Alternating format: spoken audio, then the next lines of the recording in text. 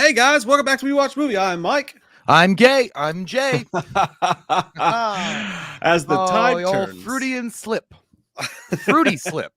A Fruit fruity Ninja, slip. Fruit Fruit Loops. Ninja. Damn. Hey, so there's not a lot of news to talk about, you guys, but we do have a couple of Patreon request reviews, and then a movie that Jay wanted to review. Yeah, we got a triple fuck for you. Ready to go? Let's get started. By the way, I do got a little. There's two little things. They're not movie related, but they're interesting as shit. Well, I guess one of them could be considered movie related news. So we all know about what's going. We heard about what happened with Rachel Wood, or Rachel Evan Wood, I guess her name was, Marilyn Manson. She accused Marilyn Manson of sexual abuse and all that stuff in February 2021. Mm-hmm. So I think it was last night or the night before, whenever they released the Sundance Film Festival. She's got a documentary coming out called Phoenix Rising. And in it, she details her struggle and what happened, and essentially pretty much lays out the entire sexual abuse that she suffered at Marilyn Manson's hands, along with the way that he was conditioning her and the cult-like mentality that he made her feel. Anyway, one of the main things about it, though, is in 2007, she alleges that Marilyn Manson, there was a music video that he did called Heart-Shaped Glass. I don't know what it's about. I never heard the song. I guess there's a heart made of glass. Annie Lennox walked on broken glass. But anyway, he made a song called Heart-Shaped Glass. Well, yeah. And Rachel Evan Wood says essentially he raped her on camera. This is in the music video. So what happened is that she said she felt coerced to do the scene anyway, but she's an actress, so she went ahead with it. She was 19, I think, at the time, but she said that she was going to simulate the sex scene like you would do in any kind of acting role, and that what had actually happened is Marilyn Manson did penetrate her, like legit fucked her on camera. And then she said this was in front of everybody. This was literally in a studio full of people shooting a music video. And then she said that afterwards she felt disgusted and like pretty much a horror. And then she said everybody on the film set or the crew looked uncomfortable because they were like, that dude just fucked her. Like, it wasn't like a fake scene. Like, I'm talking about monsters ball fuck. And it was not, like she was saying, it was not consensual. Like, he literally penetrated her. Was this, did they release this? Not yet. It's going to be on HBO in March, but they did premiere. No, the music video. She said a 2007 music video called Heart-Shaped Glass. It might still, I don't know if it's been heavily edited or like, I don't know, or if they took it down. But then Marilyn Manson's lawyer did come out and issue a statement in regards to the Phoenix Rising documentary that was released at the Sunday Film Festival. He's saying that Marilyn Manson vehemently denies all these allegations. And he also says that for whatever purpose or reason, that not just her, Evan Rachel Wood, but others that have come out and said that he also sexually abused them, that they're distorting reality and twisting the truth for whatever purpose for whatever reason. So I don't know. It's pretty fucked up. It's crazy. I was like, but that Marilyn Manson's done it again. That son of a bitch. I mean, it just can't stay out of the news. I mean, this dude, like, first off, I don't know. I like, if he did all this shit, it's disgusting, and he's a terrible piece of shit person, and you never need to buy an album from him again. Or, you can enjoy the music. I'm not saying you can still enjoy his music. I'm just saying he's a piece of shit person. But then again, we don't know all the evidence. And the other thing is, like, what's gotten me like kind of screwballed up is, why hasn't Marilyn Manson, if this is untrue, sued them for slander or defamation of character? I don't know if he has to wait till because he's got 3 different lawsuits going on with 3 different women, not Evan Rachel Wood, that are suing him for sexual abuse. I don't know if he has to win those first, and then he can turn around and countersue for defamation if it turns out to be untrue and that they are lying. I don't know how that works, but I don't know. It's just wackadoo. A lot of smoke there. A lot of smoke when it comes Sometimes to that guy. Yeah, like, look, if someone farts and there's smoke out their butt, they probably poop their pants. Ask Joe Biden. But looks like a duck, walks like a duck. It might be Marilyn Manson. Also, speaking of, and this is this is just a warning for you guys on trending on Google. Do not click this video. I don't fucking watch it. It's disgusting as fuck. I didn't watch it because I knew better. I knew some shit was going to happen if I did do like Faces of Death shit. There's a video, it's trending on Google, and it's a weird name. So people will be like, I don't know what this is. Let me find out. And then holy shit, if you click it, it says TMZ Baltimore maggot viral video leaked. So I saw this like trending all over Google, and I finally went to Reddit because I wasn't clicking the link to take me to because it was like reported by the Real Indian News and shit like that. I'm like, I don't believe it. I don't want to get involved with something that I shouldn't see. But what had happened is apparently this video shows a woman with living live fucking maggots in her vagina. that she takes out and shows the camera. Why do you read this stuff? It's a This is legit thing awful. because it was on Reddit. I went to Reddit and I was like, it's like, what the fuck is this? And people were like, oh yeah, that's what the video is. And they're like, but if you've been around Reddit, you've seen grosser shit. I had to look this up because I thought, oh, it was a stunt. There's an actual thing called meiasis, where it usually happens in subtropical and tropical areas like South America, Central America, Africa, and the Caribbean, where meiasis is basically where the flies they land and they lay their larvae in open wounds. And it could also be in a vagina, or like an odoriferous smell. Like if there's something like, discharge, it lays it in there and you can develop maggots and they eat the surrounding skin. It's fucked up. This world is crazy. If that bitch had that shit, she needs to dildo a can of Raid like now. Like she needs to put a can of Raid in her vagina hole. That's nasty stuff, top to bottom, Yeah, all the way around. I don't. That was the first drink. God damn, it was watery. I don't like it, Richard. I don't like it one bit. Flavor Dave with the first super chat night. Thank you, dude. He says, "Did you guys get the package I sent you? I sent you hot sauce." Hey, well, you ruined it. You spoiled it, Flavor Dave. I want to taste your flavor, Dave. I want to taste your flavor. Yeah, that's the perfect thing to send if you're going to send something. No, we haven't been in the same room together because our therapist told us to stay away from each other, like Metallica. We have to have a break. Yeah, no, we haven't been in the same room together for a couple weeks because of COVID. Rampant everywhere, all about. So it's always something comes up and we end up not, or snow. But so we haven't done an unboxing in a while. So I got a lot of unboxing packages that we're going to unbox, Flavor Dave. So I'm sure that's in there, my good man. Mm-hmm. Flavor Dave. By the way, also, this is not vagina maggot related news. Good news, guys. The James Webb Telescope has made its L2 insertion and it's orbiting that bitch. And in 6 months, we're going to see some good shit. God damn, dude. They're going to be able to see the first light from like 15 billion years ago, like right after, like I think it was like 3 or 4 million years after the Big Bang. We're gonna see what's going on. It would be funny if you just saw like God with like a blacksmith apron on, and he was like hammering, like no, he was like he was eating SpaghettiOs and he was like hammering like worlds together, and he was like, oh hey, how you doing? No, it'll just be Tobey Maguire or Andrew Garfield. They'll hop through the telescope like, what's up, guys? Yeah, Tobey Maguire's gonna turn around and look like emo Toby from Spider-Man 3. He's like, I'm gonna put dirt in your eye for looking at it. But yeah, it's pretty cool stuff. I did watch we'll get to the reviews that we were talking about for sure, but I did watch, not that we're gonna review them, but I watched Ad Astra. Do you remember that movie with Brad Pitt? God, that was a fucking terrible movie, dude. It's great, well acted, just boring as shit and so introspective. I felt like I was reading the diary of a schizoid. And then because they try to play like Sin City, but it was awful. And then I watched Transcendence with Johnny Depp. I like that movie, but I can understand why people don't, because it's really written weird. Like, first off, you're either cheering for Johnny Depp or you fucking hate him. Like, you don't know what they're trying to do. Like, is he a bad guy or is he a good guy? We don't know. Then I watched Interstellar, probably one of the best sci-fi space movies ever made, ever. And then I watched Arrival. I watched part of Arrival. I always fall asleep to that one for whatever reason. Is that the Charlie Sheen one? No, not the one. That was the one I asked you. The one that you told me to watch that I could never finish with Amy Adams. Dennis Villanueva one. Yeah, that's a great movie though. Yeah, once you get through it and the ending and everything. But yeah, so I'm guessing that you watched Interstellar first and then you wanted to watch something like it, so you found your way to Transcendence and ended up. I watched Transcendence first, and then I watched Interstellar, then I watched Ad Astra, and then I went to Arrival. Yeah. Well, I haven't seen. I had so many alien probes coming out of my Uranus. It's ridiculous. I know, it'll get you. I started to watch an alien movie. I watched not Sliver. What is it? The James Gunn movie. Slither. Yeah, Slither. James Gunn Slither. Yeah, dude, that's a movie. It's weird. It seems like it's right up my alley, and I always get like halfway through it, and it's like the wrong kind of gross for me. I always end up just going, I don't want to watch this anymore, Dad. Yeah, it's been a while. Like, I don't like baseball, Dad. Damn, I like cricket. What? It looks son like in my house is going to be gay. What do you mean you like cricket? Oh shit, yeah. But I did watch a Kevin Costner movie called Revenge. Have you ever seen that? It's directed by Tony Scott. It's got Kevin Costner. It seems like the type of movie I would love. Long story short, he sleeps with the woman he's not supposed to. They come and they take her and they put her in a whorehouse. And it's basically the plot to Rambo 6, only it's his it's a girl that he's banging, not like his niece or whatever. But Oh, yeah. and then he goes and kills the guy. But no, yeah, it's not that good.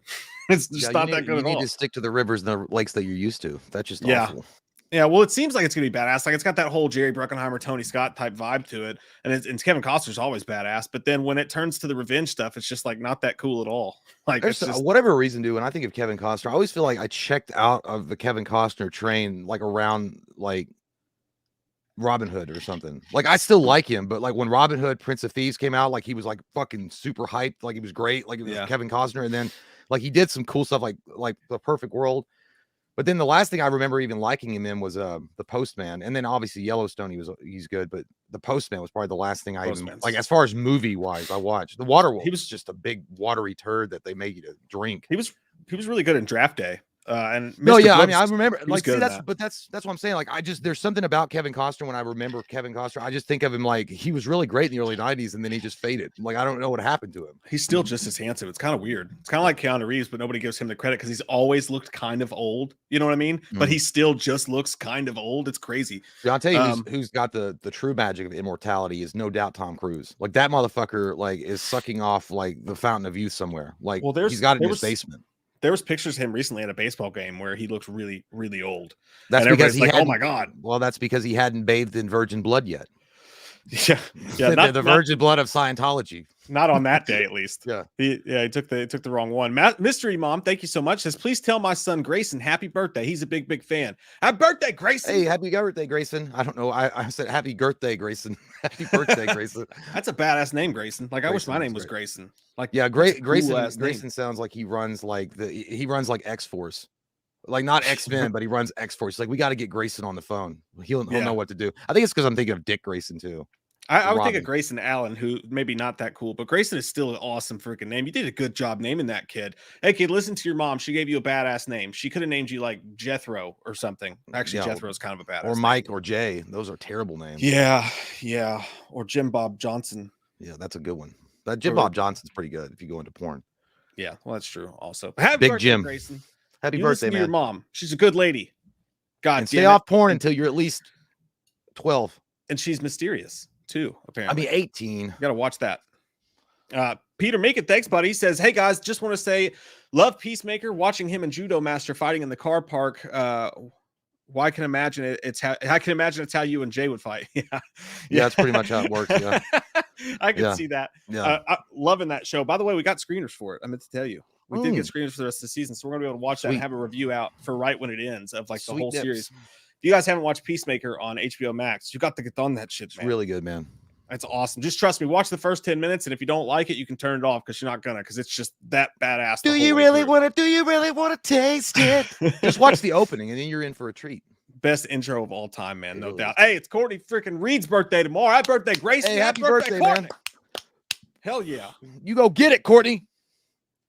You better fucking rage at that Chuck E. Cheese. Fuck them. I knew I smelled excellence in the air today. I just didn't know why. Yeah, he farts out excellence and pisses out muscle. Austin, thanks, buddy. He says, hey guys, can't stay as I'm going to my first date on a first date in a bit. Can Jay wish me luck and give me tips as Willem Dafoe's Green Goblin? Love you guys. He's pulling out some random shit there. Oh yeah. As Willem Dafoe, Green Goblin. Yeah. It's your first. I don't know, dude. Like, holy shit. Out am I? I can't do it. I don't know. First tip is take her to. I can't do Willem Dafoe, man. I've never even tried. You know what? Just take her to fucking Olive Garden. Get her like a good starter meal. Have a good time, and always don't open the door because she might not like. Just be really respectful, and then ask her if she wants to do it in the butt. Just to test, like that's just to set up the perimeters. And don't like to say you want to do it in the butt just to see what she's all about. Just be like, hey, you ever thought about doing it in the butt? Not that I want to. And if she's like, oh yeah, I love that. I feel like I'm gonna marry that. They bring the salad. Yeah, I can't do Willem Dafoe. I'll have to practice. I've never even tried to do because I don't know. It's been a minute since I've even watched Spider-Man, the first one. I was gonna say he pulled out a random ass specific one for you on that one. I know it got me off guard. It was like fucking what's the capital of fucking Taiwan? Bangkok. Don't you get it? Hey, good luck, Austin. Good luck. You be a Yes, I know gentleman that's now. not. It's Bangkok. What is the It's not Taiwan. I Bangkok don't is the know. capital of Thailand. Yeah, Thailand, not Taiwan. Thailand. Yeah. Mm, No, now you got me fucked up. I don't know. Hey, what's the I'm capital of stupid. Taiwan? Yeah, no, I think it's Bangkok. It's Bangkok, maybe. No, it's Thailand. Thailand. Okay. Well, yeah. Whatever. Got a producer in my ear. Let me It starts with a T. know. Patricia Gregory, thanks for the super sticker. Thanks for the super sticker. Everybody's bringing it up. So Jay, I'm just gonna get the elephant out of the room real quick. All right. Mhm. I'm gay. But also, secondly, the Packers lost in heart fucking breaking fashion. Oh to yeah. the Well, goddamn San Francisco 49ers. And the neighbors wanted to come over and watch the games with us, right? And I had to tell them, I was like, I'm just warning you, I'm really fucking annoying when the Packers are in a playoff game. Like, if you think I'm annoying normally when the Packers are on, I'm way worse. And they're like, stop it. And then within 20 minutes of the game starting, they were just like holding their drinks.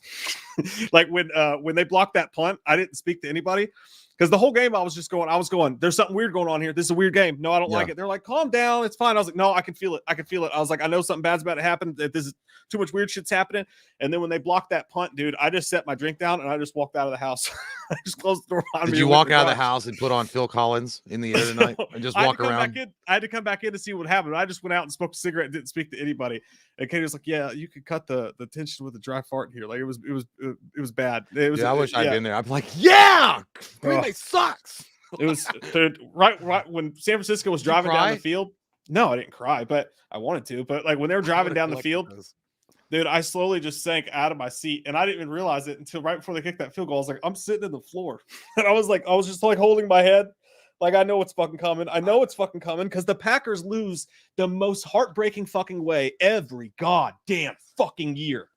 Did they? I didn't watch it. Well, because I didn't realize I could watch the fucking games on Peacock. I watched some of the Tampa Bay game on the cock, but I didn't know that you could watch it in there. So, but I was keeping up with it on Google. Like I would just type in NFL, and it would show me. And I did smell like desperation and somewhat of depression in the air, and I just thought it was me. And then I was like, oh, they were losing. Must be Mike's tears from here. Someone forgot to do their shirt laundry. Yeah, right? Shit. But yeah, it was it is what it is. But at least, hey, I guess the good news is that for you and for a lot of other people, the Tom Brady's not going to be in the Super Bowl. You know I was going to say for Vanessa and all the people who are fans of the devil that is Tom Brady, that was a solace for me as I sat on the couch and licked my wounds, watching your balls. And holding my balls while licking my wounds. I watched Tom Brady lose, and I'm going to be honest with you, dude. That really did make me feel better. I knew it was. You were in a group message with me and Cody, and then you were saying something, but then you got real quiet because I got Tom Brady did come back. They came back, and I was like, Tom Brady didn't do shit. The fucking Rams they went, oh, here you go. Well, he was throwing some pretty good passes too. But I mean, he got it down touchdown. But he was responsible for like 3 turnovers though. Well, yeah, but he still, I mean, at the end of the game, at the fourth quarter, when they were down, they were pretty much done. He did get his team and he was getting the ball moving and all that good shit. But then just like that, like lightning, they fucking went down the field and fucking scored. And I was like, holy shit, that was so goddamn quick. But yeah, but it is what it is. I'm just glad my Giants are still in it, and we're really hoping for the best. Hey, you guys got a new general manager. You're gonna get a new coach. Got a whole lot of stuff to look forward to in the future. You know who I'm going for is I'm going for Buffalo. It is a New York-based team, and they've never won. I am going for either the Bengals or Buffalo, and I wouldn't hate to see the Rams win because I like Stafford. As long as the fucking San Francisco piece of cock shit 49ers don't win, I'll be a happy man. And the Chiefs. I don't want the Chiefs to win either. They've won enough. Well, and I hate Tyreek Hill. He's a dickhole. So Patrick Mahomes' girlfriend was trending on Google. I think that she celebrated with the champagne, like she squirted it all over everybody. Well, her and Patrick Mahomes' brother are super annoying on TikTok, apparently. Yeah, maybe that's what it was. Yeah. Yeah. And she was celebrating with champagne, but she popped the champagne and she was she was in the suite and she was like throwing the champagne all over the fans. So like some people are like, that's a dick move. I don't know. Like, I mean, it's celebration. Everybody was it the fans? Was it the fans of Kansas City and not the other fans? Yeah, it was the Chiefs. It was the Chiefs fans, but someone I'd be pissed. Yeah. Well, I wouldn't want some fucking bitch throwing champagne on my goddamn forehead and shit when I'm not ready for it. I was like, stop throwing your vagina juice at me. God damn. Yeah, like that was, and she seems really annoying. But hey, what are you gonna do? That was a great game, though. Did you watch that game? No, I heard. I missed it, but I heard. You know That what was a great happened was game. because after the Tampa Bay game, for some reason, I thought that all the games were over for the day, so I didn't even realize it. I thought, Oh. honestly, when you and Cody were texting, he's like, this is a great game. I thought you guys were playing Madden. No, I No, swear we to were God, talking that's about why, because you had mentioned something in the text message about Madden, or he was playing Madden, and I thought you guys had just signed on an Xbox and were playing Madden. Yeah. No, the Bills definitely deserved to win that game, dude. That was a wild one. And you know, guys, everybody's saying Aaron Rodgers is gone. I don't know that. We don't know that. That's not a fact yet. I think there's still a hope that he'll come back. We might be okay. Fucking shit. God, Or he's gonna go to balls. Denver. I think he'll go to the Steelers personally, but if he does leave, but we'll see what happens. Anthony Stamps, I don't want to talk about this anymore. Thanks, buddy. He says, would you rather be trapped in a Saw movie with a 50-50 shot at surviving or trapped in a Halloween movie with a 100% chance of getting killed? That's a really good question, honestly. Like, because like you got to think about that. I'd rather go. Yeah, I'm going to go with Michael Myers. Fuck, dude, I'm not going to get tortured and have my like balls slowly ripped out of my sack or something off a machine. If I know 100% I'm going to die quick, I'll just let Michael slice the throat up, and you get killed by a cooler villain. It's Michael fucking Myers. It's like dying by the hands of a legend. Look, I'm gonna take the Saw one, but I don't feel good about it. Dude, they're gonna torture your shit before you die. I know, but I'm just not gonna give up on life like that. You know, you got to give it a chance. I think you have to take the Saw option. But damn, I wouldn't. I'm not lying. I wouldn't be like, damn, I'm gonna be really pissed if I die. God, man, like some of those, like they'll have that thing hooked in your fucking lip, and then if you don't like somehow do something really crazy and stupid that you probably won't win anyway, it'll rip your jaw off. Fuck that shit. Hey, but who's to say Michael's not going to torture you and grate you like old Cameron? You're already dead. I mean? If you want, look, if he wants to stick a cheese grater up my asshole after I'm dead, he can have at it. I'm dead. I'm not even around anymore. Yeah. You got to take Saw, but I don't want to. That is the last horror movie I'd like to be in, dude. If you could pick any horror movie to be in, any at all, I would take. There's nothing I'd take. The Exorcist, fucking Halloween, whatever the fuck. I would be really nasty though. I don't know. Hostel would be, Hostel would be bad, but I definitely wouldn't take a Saw movie, dude, because you're getting. Well, I think the Hostel would be worse because you have no chance of. There is no possibility of you ever getting out. Like there's no game. They're just gonna fucking torture you for no reason because they want to. Yeah. It's not going to be a good place. It's not going to be a place that you want to be. Hostel is like being married. No comment. Yeah. No, if you're married to a good person, maybe it's like Saul because they're good. There could be a good prize if you get out of the argument. But if you're in a bad one, it's Hostel. Oh, look, here's a comment I don't want to read from Sean Davis. He says, ha ha, and this is all caps, by the way, like Corey fucking Feldman. Ha ha ha ha ha, Rogers lost. Ha ha ha ha ha, he blows. Ha ha ha ha, that dude wears pants. Oh, I feel bad for you, dude. Go Chiefs. I love you, Sean. Yeah, it's fucking shit, man. It sucks. It's hard. But I'm in much better spirits now. Because like I said, Tom Brady's he's sitting at home with his supermodel wife and billions of dollars. He has like 9 fucking rings. Yeah. Or it's 27 rings, wherever the fuck he's got. But he's not going to get 8. Not this year. Is he 40? He's 44, isn't he? 44, yeah. You know how I know is because every time he sneezes, the announcers blow him. They're like, "Oh my god, can you believe that man's 44? The way he stays." Well, oh god, he does. I mean, he does look good for his age, but then again, I mean, good for him. He got a bloody lip. All right, he got and I'm talking like I've sneezed more blood than this. He had like a tiny dribble of blood on his mouth, and they zoomed in on his face 6 times, and they were like, "Oh, Tom Brady, covered in blood." Just a man, a winning man. Well, there's fucking Christ, guys. Out of those 2 adjectives used to describe Tom Brady, I would only use the winning part, but not like that's a man. No, I would never. Tom Brady. I mean, I don't have one. I don't really have one opinion or the other against Tom Brady, but I never would have thought of a man's man. He's going to storm the beaches of Normandy and take down the Germans himself. Like I saw that face. I mean, that guy's going to bitch at Abercrombie and Fitch that he didn't get like 50% off because of who he is. Like he kind of looks like an Abercrombie model that's retired. Yeah, he does. Yeah, that's big. And I have no, but I don't want to hate it because I respect Tom Brady. I just don't have an opinion. I've never been a fan or not a fan. I don't care about Tom Brady one way or the other. Yeah, like I mean, I don't hate him as a person. I hate the way that people act like he's a god. Just like you said, like last night, you're like you would say like Tom Brady brought him back. It's like, dude, he had a shit fucking game. He had a shit game against the Packers when they beat him, and everybody's like, Brady takes down Rodgers again. I was like, they don't play fucking defense against each other, man. I didn't say that. I didn't say that last night. No, I'm saying I'm not last night. I'm talking I know about what you're saying, the last time before. But like Rodgers had a better he has a better QBR in the playoffs than Brady does. Like it has something to do with the other 53 guys on the fucking team. You know what I mean? He's good. He's one of the greatest of all time. He might be. He's the most accomplished of all time. You know, I mean, it depends on how you look at it. Did you see the Skip Bayless thing that he said about Aaron Rodgers? He goes, I guess Aaron Rodgers is vaccinated against winning too. I was like, that's a good one though. That's a good one. I thought that was like easy. Like 17,000 people made that joke online before he ever went on air. Yeah, but it got him trending though. I was like, good for him. I was like, you said something that got that's his trending. whole job. He doesn't actually talk sports. He just it's just Skip Bayless, all of them. Like, that's who LeBron. I don't know if I guess LeBron did call him out. He called out all of them. He said they're just clickbait journalists, and that included what's his name? Used to be a boxing announcer, then moved over to Sports Center. Max Kellerman. Yeah.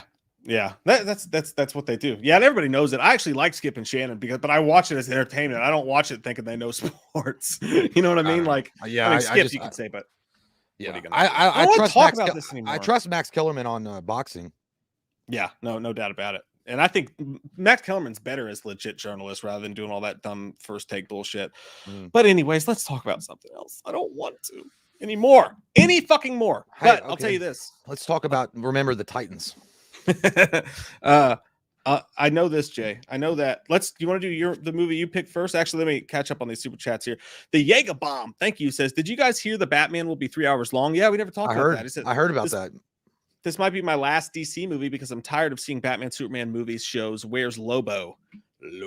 Oh yeah, Lobo would be awesome, man. I wish to God they get on that, because Lobo is essentially the Wolverine of the DC universe, and he's badass. Like, I think that if you hired someone like James Gunn to direct something like Lobo, especially with what he's done with Peacemaker and things like that, dude, I think you'd get a fucking hit on your hands, because they could combine Guardians of the Galaxy with the ferocity of Wolverine. It would be and have a great soundtrack, like some old fucking hairband rock, like they're doing in Peacemaker right now. Fuck yeah, that'd be a good ass fucking show. Yeah, like I would love to see the Lobo thing, dude. That would be awesome. I mean, I'll take Batman and Superman until the day I die. I think he always calls people bastich. Like Bastich, Bastich. Dude, I used to love the way they used to spell in the 90s comic books, like the way they changed like every single word, and like just this is the way it's spelled. I can't think of a single example, but you know what I'm talking about, right? Like, especially the way Wolverine would talk. They would just like the words weren't. Oh yeah, they would have like hashtag. They would like blur it out. Like they would have expletive, or like if they said fuck, it wouldn't say fuck. It would have like. Well, no, not that. But like if someone just said you, it'd be spelled like YEW and like all caps. Oh yeah, so yeah, like why? Oh yeah, it's like you're like, because you're not taking your stuff, and it'd be YER, your stuff. Yeah, like shit like that. Schnip. I like your name. It's got a space and then an exclamation point. Says currently enjoying a nice poop. I kind of like your style too. I had a nice poop earlier before we came on. Now it wasn't an Academy Award winning poop, but it was, it was a Grammy. Yeah, Jay and I were discussing that before we came on. Like, I have not pooped. I did not have a pregame poop, so you never know what's going to happen. You know what I mean? I could have to poop anytime now. Yeah, it can sneak up on you. It's a snake in the grass. Yeah, my poop is on risk level orange right now. Maybe not quite red, but anyways, it's 2 minutes to midnight. The doomsday clock. Jimmy, I'm not gonna get into it. I'm not gonna fucking get into it. Okay. Not gonna fucking do it.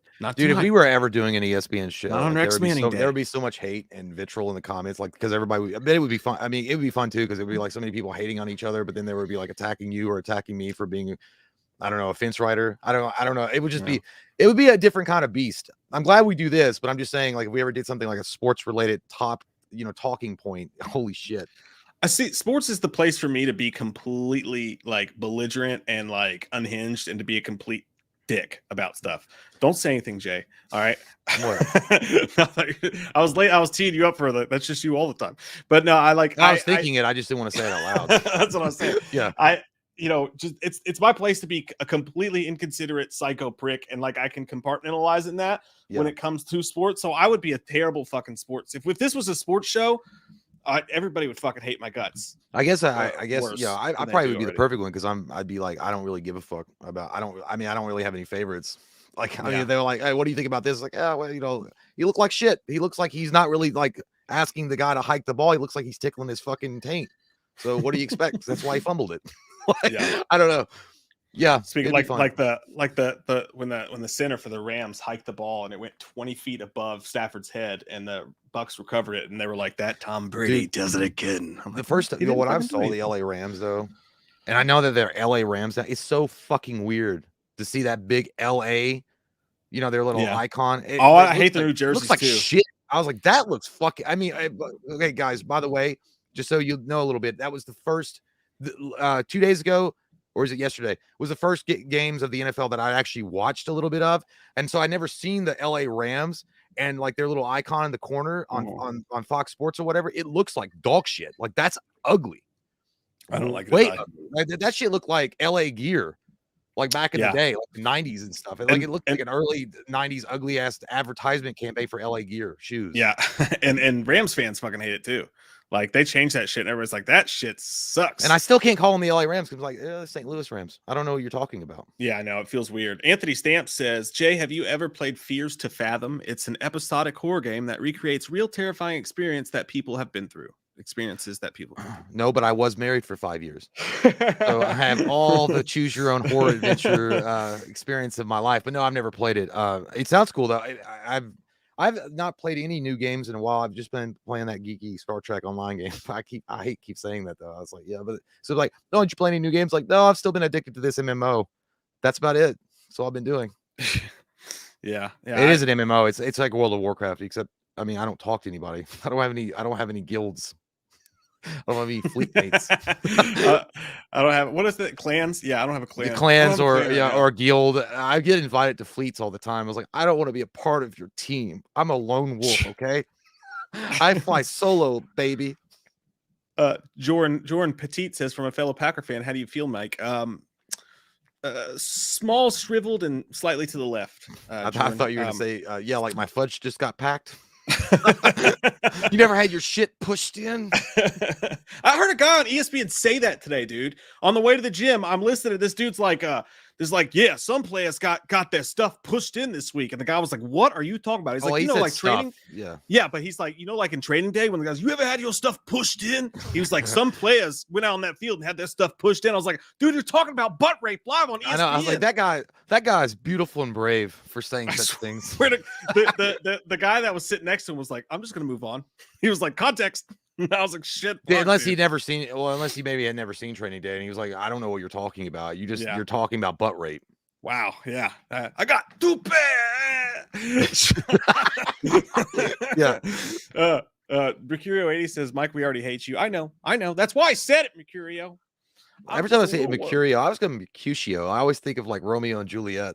You've made lumps me tough me. Sean Davis, thanks, buddy. He says, would you rather get stabbed in the armpit or watch Rogers lose to Jimmy G? I tease because I love you guys. Brady wears pants, and we love you too. And I'm not gonna lie, I would just rather see Rogers lose to Jimmy G because I've already had to twice. I've never been stabbed in the armpit, so I don't know what that fucking feels like, but I imagine it sucks just about as equally. I'm gonna refrain and say neither because I don't give a fuck about either instance.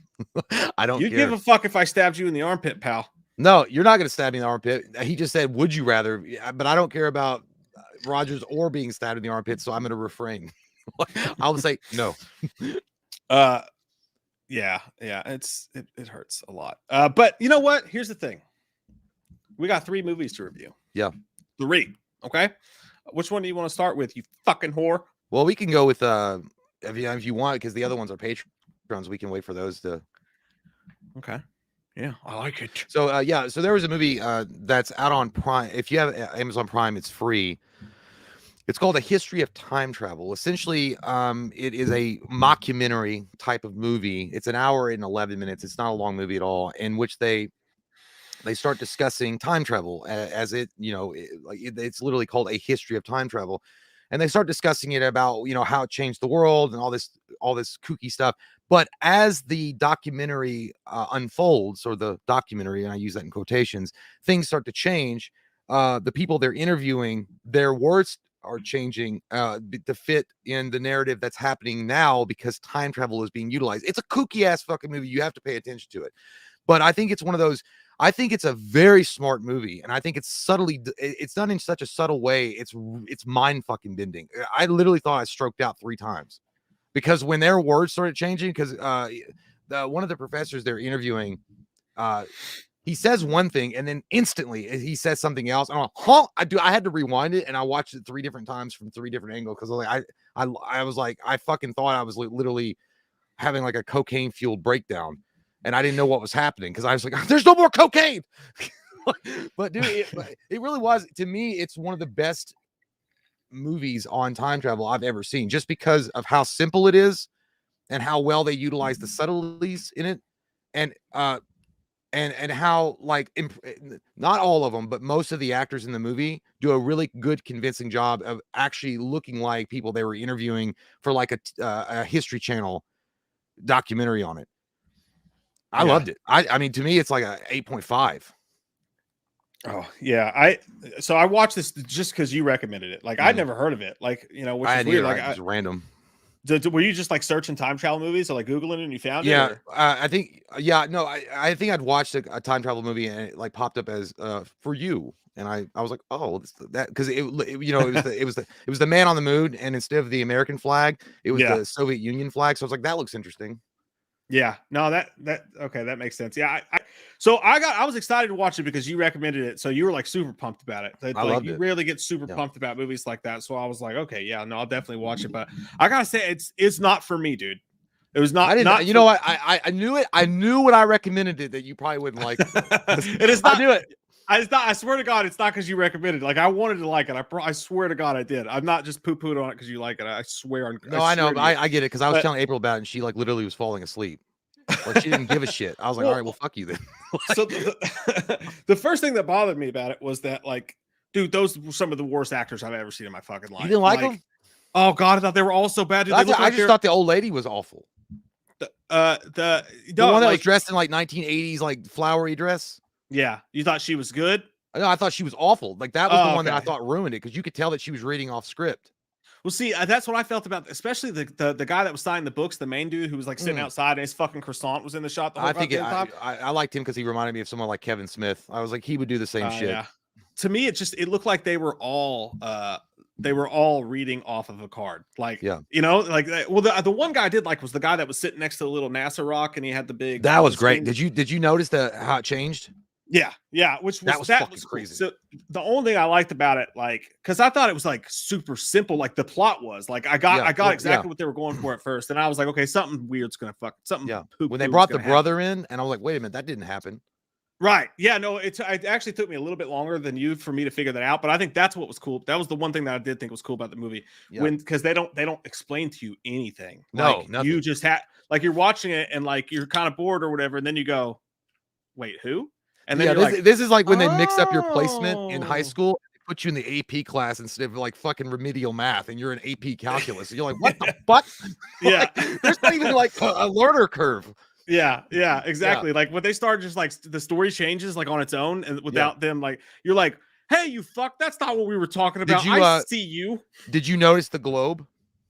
Yeah, that was the first thing I noticed. That was cool as shit, though. I was like, God damn. I know there was a cut, but I'm just saying it was cool. Yeah. Like you could tell that he just went. Yeah, I know there was a cut, but it's cool. I get the cool idea of it, like the way that they don't explain to you, the way it does that. I could never get over the acting. Any of the actors except for maybe that one guy.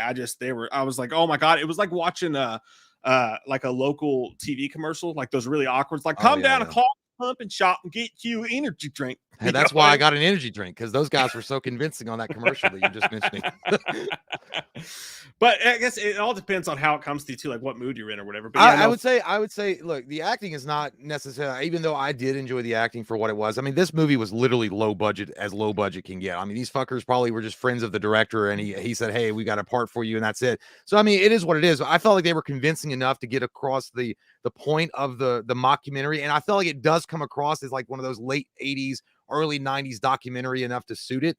I felt like the main draw for me was the general idea of what they were going for, and then the execution of it, because I feel like the subtleties that they introduced in the background, and even the way that people spoke and the words changed based on the fact that time travel was actually occurring. And when they say that in time travel, would you even know that anything's changed? It's all a matter of perception anyway. I felt like that was freaky as fuck, because like that's true. I mean, if time travel were actually being used right now, like right now in the real world, would people be even aware of it? Probably not, because it's all about perception, and you wouldn't know, except for slight things would be different, but you wouldn't even comprehend that. And then I was thinking about like the Mandela effect and shit like that. Like people remember things differently. Maybe something changed. I don't know. I mean, I know that goes into conspiracy stuff, but that's what I'm saying. Like, well, if there's time travelers, why haven't we met them? How do you know you haven't? You know what I'm saying? Like, how do you know that they haven't changed shit? You would never remember it anyway. Yeah, no, it's that part was really fascinating. Like and honestly, like they did a good job with that. It's one of those movies that I think, like the McPherson tapes was, like they had that shitty quality one, and then they remade it. It was still kind of shitty quality, but they still remade it. Yeah. So someone could do that with this, and I think it would be decent. Like if they added some kind of spice in there, like someone, like a writer needs to come in and like put a couple sort of entertaining things in there, right, to like spruce it up. But I could see it being good. I mean, as it is right now, it was like a 5 for me. But I do appreciate the cool idea of like the stuff changing while you're watching it. Well, I give it such a high score. I think it's just I love time travel shit. Like I love taking a shit and time traveling. That's what I'm trying to say. But no, I love time travel stuff. I always did. I just love that stuff. I love that, and like I like. You ever shit so hard you go back in time? Yeah, dude, I did. I farted one time so hard I went back to the Middle Ages. But yeah, I like the science. I like science stuff or science fiction stuff, and I like time travel stuff. And I feel like they did a good enough job, at least for me and people that maybe are super into that would pull you in. It's not for everybody. It's not, I mean, for sure. But I don't think it would take, it's only an hour and 11 minutes. So it's not going to take too much of your time up to watch it. And I think that most people would appreciate the fact that they did work off such a low budget. I mean, we could have filmed this. Yeah, I mean, you know what I'm saying? Like, I mean, anybody could have picked up a camera and filmed this. And I think that the main draw is the story was so good. The main story, the nougat in the middle is so good that you can forgive a lot of the other stuff. Of course, but I do feel like I agree that if it was like a rough draft of something that they were presenting to like 20th Century or Universal, you know, I'm like, this is what we're going for, like a treatment. And then they could maybe bring it in with some more money and some more film crew and maybe a little bit, you know, hire like some really good actors and put them in there. Like, you know how they did the documentary style phase and they did Interstellar, like at the very beginning of Interstellar, where it's like everybody's talking about it and that looked really good and those people were really good in their roles. They could do something like that. Like I feel like you could get a really good director and put it. I don't know. I just felt like I liked it a lot though. And as much as I didn't like it, I will say that, like, you know, I don't like time travel. Like, time travel has always been a boring subject to me. So, and you love it. So I would say if you were into time travel and shit like that, then you should definitely watch this movie. Just the basis of it and the cool little tiny things they do is probably worth it for you. You know what they should have done is they should have added a Robert Stack feel. Was that his name? Unsolved Mystery? Is that the host? No, Robert Palmer. Addicted to Love. Arnold Palmer. Have an Arnold Palmer. Well, it was Robert. It wasn't Robert Stack. Robert Stack could be. That could have been the second guy. No, I thought that was. Well, I thought it was the old man. It was Robert Stack. But anyway, but if they added that kind of vibe, you remember those old Unsolved Mysteries when they did? Like, I wish they could have done something like that, where they did like little recreations and then interspersed it with some interview. Yeah, which they kind of do it in this, but I guess they didn't have the budget to really. The Unsolved Mystery people had a bigger budget than these people. My bad. You're right. It was Robert Stack. Oh, okay. Robert Stack. I had no idea it'd be so much. I won't pay it. But yeah, I really did enjoy it. Like, but it's in, you know, that's, I guess the fair sum up of the movie is if you're really into time travel movies or you just like that genre, it's at least a checkout for you.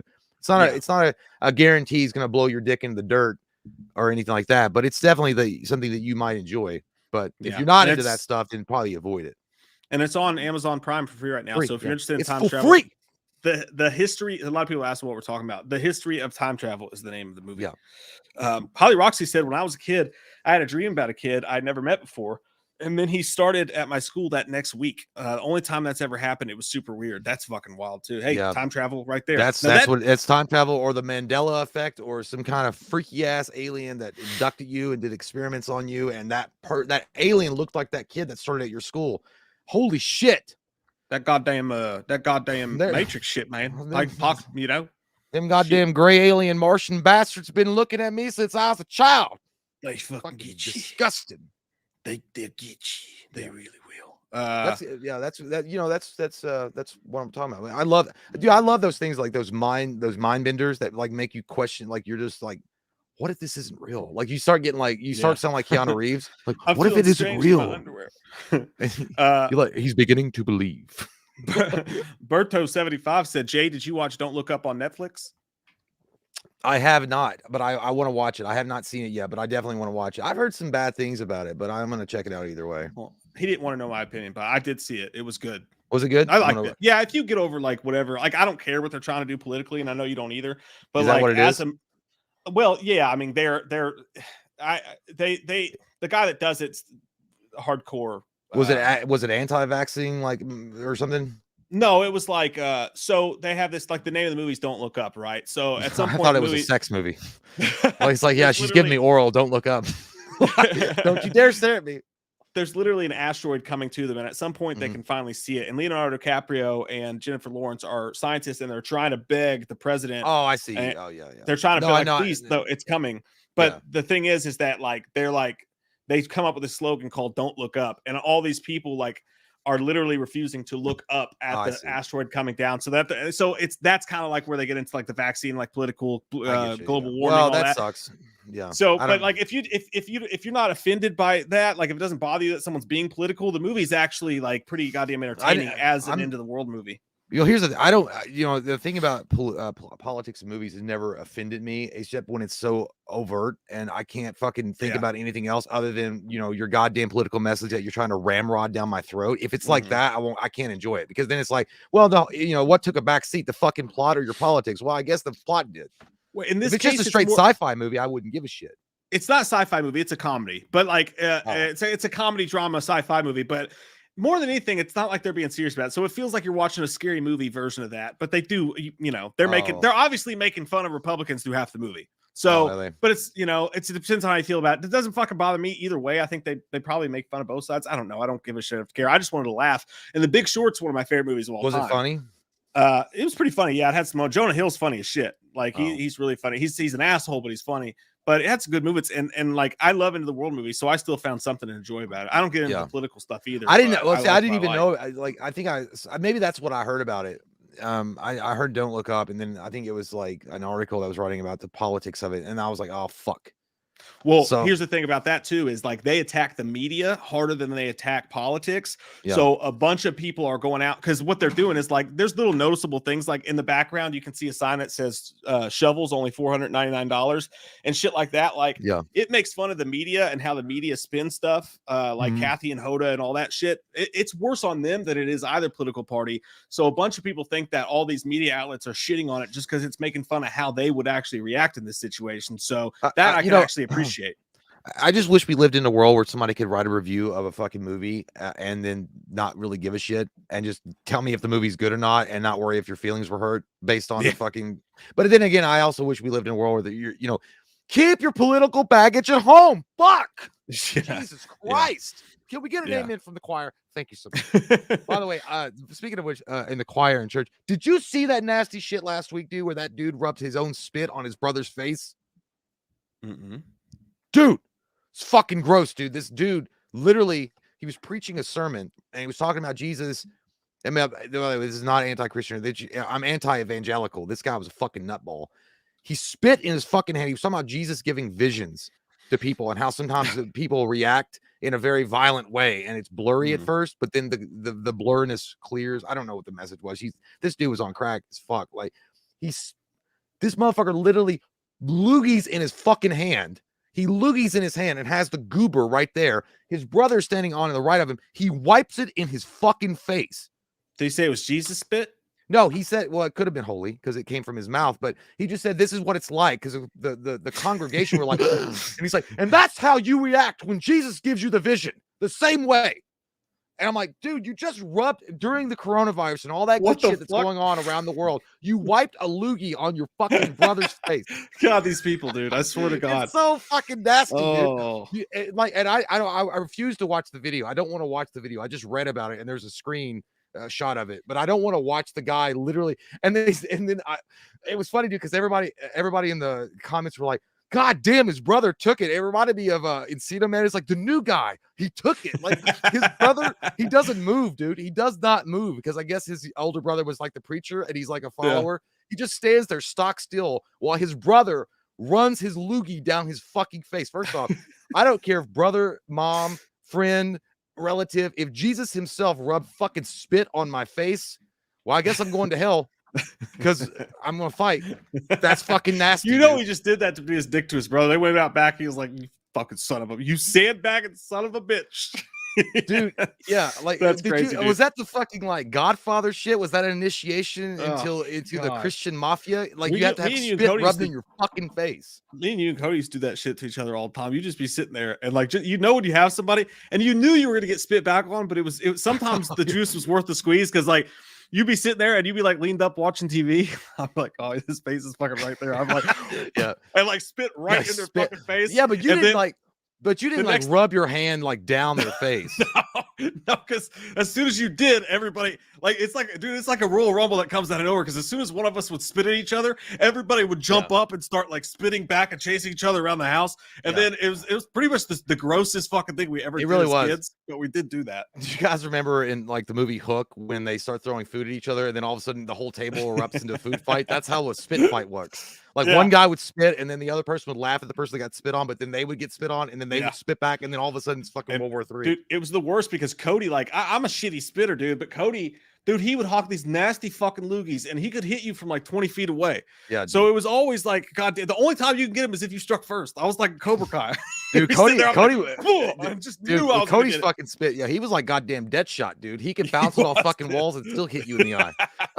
But yeah, dude, That's yeah, like but crazy. it's gross as fuck. And I'm just gonna say, hey man, don't let your faith take you that far, because that's like those people, like, you know, and again, I believe in God and stuff, and I identify, I guess, a Christian, but I would never in my life think evangelical are representative of anything other than like bolstering their own assholes and acting like they're gods themselves. You literally let a man rub his fucking spit on your face, and then when the congregation reacted as much as any normal sane person would be like, oh shit, and he was like, that's what's wrong with America today.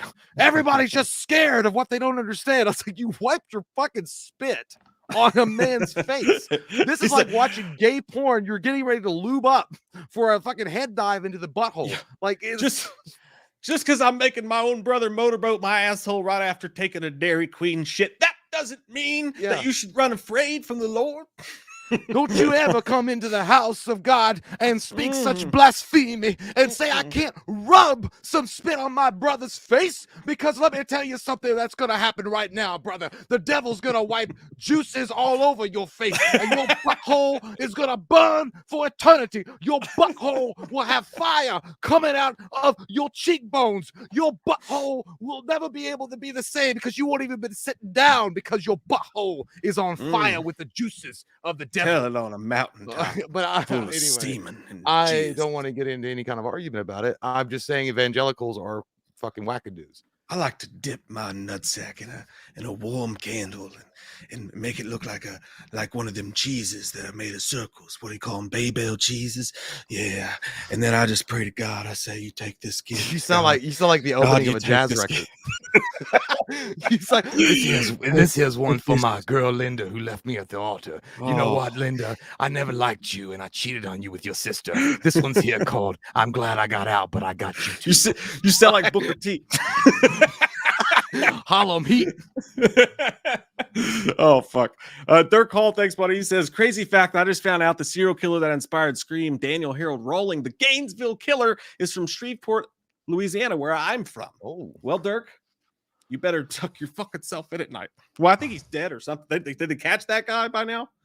I like how you said all this shit. You talk shit, and then you were like, I think he's dead now. I was like, did they catch him though?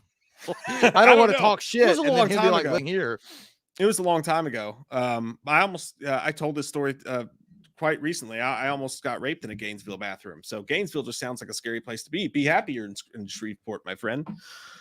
But you know, what are you going to do with that life that you live? Anthony Stamp says, Jay, have you been Behind the Curve on Netflix? I thought it was a joke at first, but apparently it's a real flat earth documentary. Oh, have you seen Behind the Curve on Netflix? I mean, is it like literally a documentary about why the flat earth theory is real or true? If it's that, I mean, I don't know. I would probably watch it for shits and giggles and get drunk and make fun of everybody if that's what it is. But then again, I don't want to, like, you ever seen, like, you don't want to watch certain things to make you feel dumb. You know what I mean? Like, you watch too much of one thing and then you walk away feeling stupid. Like they sucked out your IQ, like fucking Riddler in Batman Forever. I'm drinking on your IQ, sucking on your IQ, feeding on your brain. I don't want, but if that's, I might watch it. I might watch it tonight. I don't know. I went through like, is it about Kyrie Irving flattening the curve? What were you gonna say? No, I get into those. Sometimes I just watch those conspiracy theories, like Planet X is out there, and it's causing all this traumatic global environmental shifts, like the tsunamis and the earthquakes and all this shit. I watch that. I find myself sometimes falling down YouTube's dark hole of like conspiracy theories, and I just watch them. I think I've even watched a flat earther try to convince me why the earth is fucking flat and it's not round. But at the same time, it's kind of like watching someone that's on a street corner speak and go crazy about like why you shouldn't wipe your butt. Yeah. Like why the toilet paper is the devil. I don't know. And That's you're just just like, like- I'm just fascinated as fuck about what I know you're crazy and I don't believe in what you're saying at all, but I'm just fascinated. Fuck wiping, dude. Yeah. Fuck wiping. It's like, whatever, Don't man. do it. Like, I mean, you do you, but I'm still gonna wipe my butt. I don't even fucking I don't even wipe anymore, man. Fuck it. Fuck all that wipe. I gotta go pee very soon though. All right, you go ahead and go first. I'll go when you get back. Well, I'll wait till the 1 hour. We got 4 minutes. Well, then I'll go. It takes you So I longer kinda than have 4 to pee. minutes. Yeah. So? Yeah. So? Yeah. Well, Mr. Perfect. Jonathan Mann says, I will pay $200 for a death sentence commentary. Well, I thought we did that one. we did not do a commentary. Actually, you know think what? we reviewed I it. should say for $200, we didn't do it. I don't even know what that movie is. What's that movie? We'll definitely do it tomorrow. I'll see you in 20 minutes behind the trash can, behind the bar, next to the trash cans. I'll be there. I mean, I would do. Yeah, death sentence, man. We talked a great deal about death sentence and how much we love it. Very much the unofficial Punisher movie. Yeah, that's an amazing fucking Kevin Bacon film, dude. DD8 says, Mike, what are the chords for White Face Fucker? I think it's just a 3/5 power chord on the top two strings and then a 3/5 power chord on the second two strings. And I think it's just back and forth. I'm not 100% sure about that. I'd have to actually play it because I never remember, but I'm pretty sure that's it. 3/5 power chord top, 3/5 power chord second, third string. I think and you're then wrong. Sing it Sir. shittily. I think it's more like the 4-3-2-8 power It's chord a- on top with an AB. it's a Treble 69er. clef 5 and Mhm. also :/B/C on the bottom Yeah. chord. Yeah. Mhm. Hey, thanks for asking, Joe Bob. I appreciate that. My kid is holding up great. Did not end up having the COVID, just a cough, just a little sickness. My brother may was have it, and that's fucking back shitty. in school today, and that was scary because you don't want the kids to have it. But it was nice to find out that wasn't the case. She still got a little cough, but which is weird because she's in school, so like every time she coughs, I'm sure everybody's like, "What the fuck?" See, But she's not contagious and she doesn't have COVID, so it's all good. But yeah, she didn't get it, which is awesome because she's a little kid. But then my brother informed. That's why me and Mike couldn't film this week together. My brother informed me. He was like, "Hey," he was like, "By the way, I had a fever and I feel like shit. By the way, I can't taste or smell anything." Oh, like fucking asshole. He was here on Thursday. Yeah. Last Thursday. I was like, "And when were you around each other?" And I was like, "I'll see you on the remote world, my friend." Oh shit. Back to the stream. Part 7. You're fucked. Again. Cody was. It was funny because I was talking to him about it. He was like, "Yeah, I hope I die, dude." I was like, "What do you mean?" Because that's Cody gets anxiety, so he doesn't like. I was like, "Well, are you gonna get tested?" He's like, "I don't know. I hope I die." It's like, and I know we're laughing about it. We're not saying he's not suicidal or anything. That's just If how he he meant is. that, we wouldn't be laughing. Yeah. It was just a his joke. personality, Yeah. but he's kind of an asshole because he doesn't. He's like, I don't know. I think that's his way of like dealing with it. Like he's like, "Oh yeah, it's gonna kill me. Fuck it." Yeah. Yeah, But, I just want this motherfucker to be done. I'm not gonna go out, like Bill Maher did and say I'm over this Omicron. Like he was very kind of an asshole, and I get what he was trying to say, but the way that he said it was kind of an asshole way to say it. But because there are people, unfortunately, family members and kids that have died from it, and the way that he said it was kind of a shitty, insensitive way to broach the subject. But I get what he's saying. Like, everybody wants to get back to fucking normal at some point. Yeah, I mean, and I don't I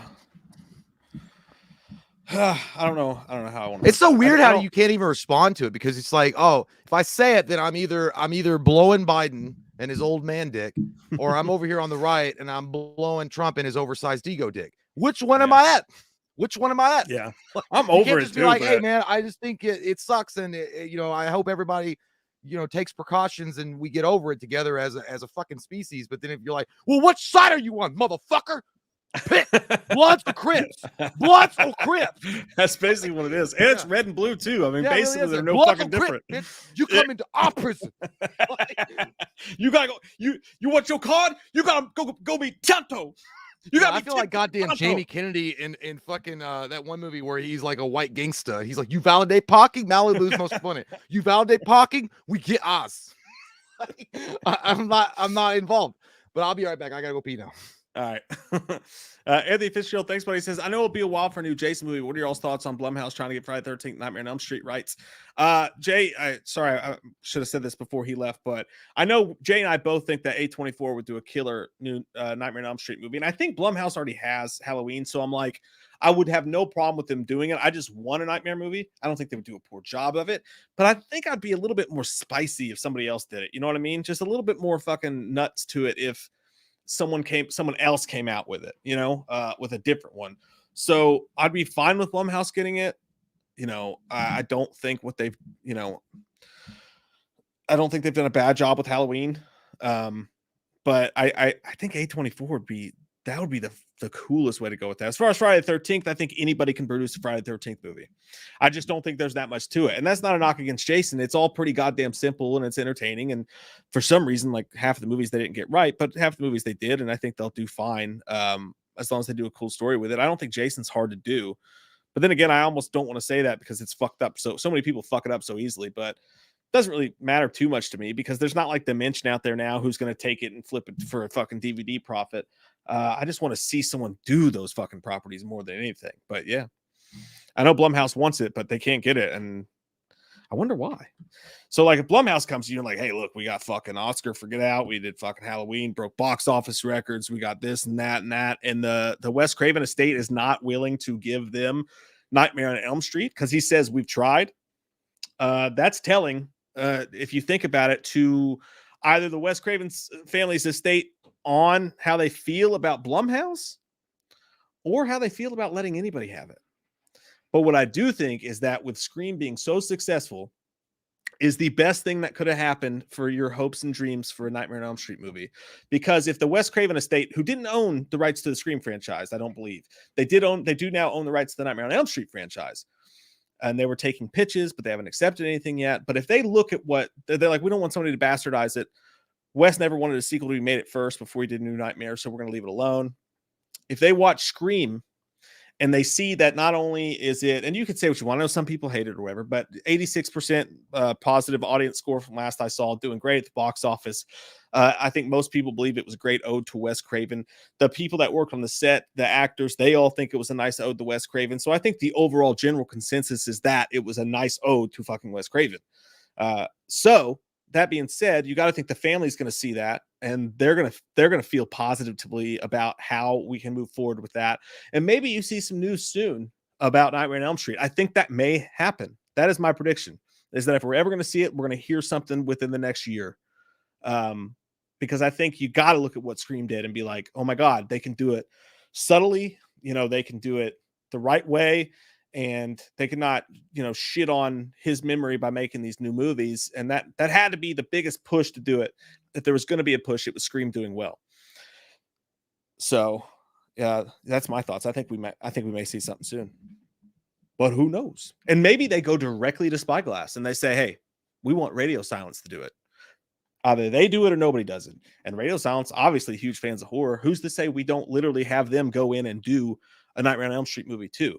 I think that's probably the biggest. If you're betting money, unless they're going to be wrapped up in the new Scream movies, I think that I would bet $5 on the fucking pot, whatever it is right now, that Spyglass ends up with the rights to Nightmare on Elm Street and the people that did Scream. Paramount, yeah, Ernie Burch. Sorry, Paramount, Spyglass. I think they're in together, but I think that could totally fucking happen. Totally.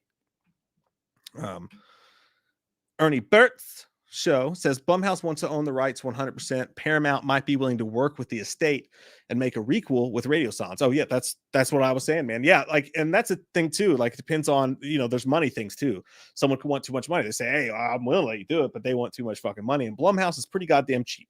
And that's not in a bad way. They're cheap in the way that's like, that's their model. That's their business model. So they're not going to go and drop fuck buttholes of money to anybody for anything. That's just not how they operate. But Jay, while I was gone, someone said something I thought was pretty interesting. Anthony Fitzgerald said, "I know it'll be a while for a new Jason movie, but what are your thoughts on Blumhouse trying to get the rights to Friday the 13th and Nightmare on Elm Street?" Oh, can you not hear me?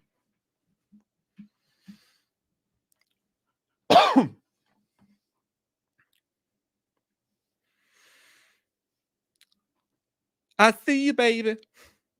Shaking that ass. It says, oh,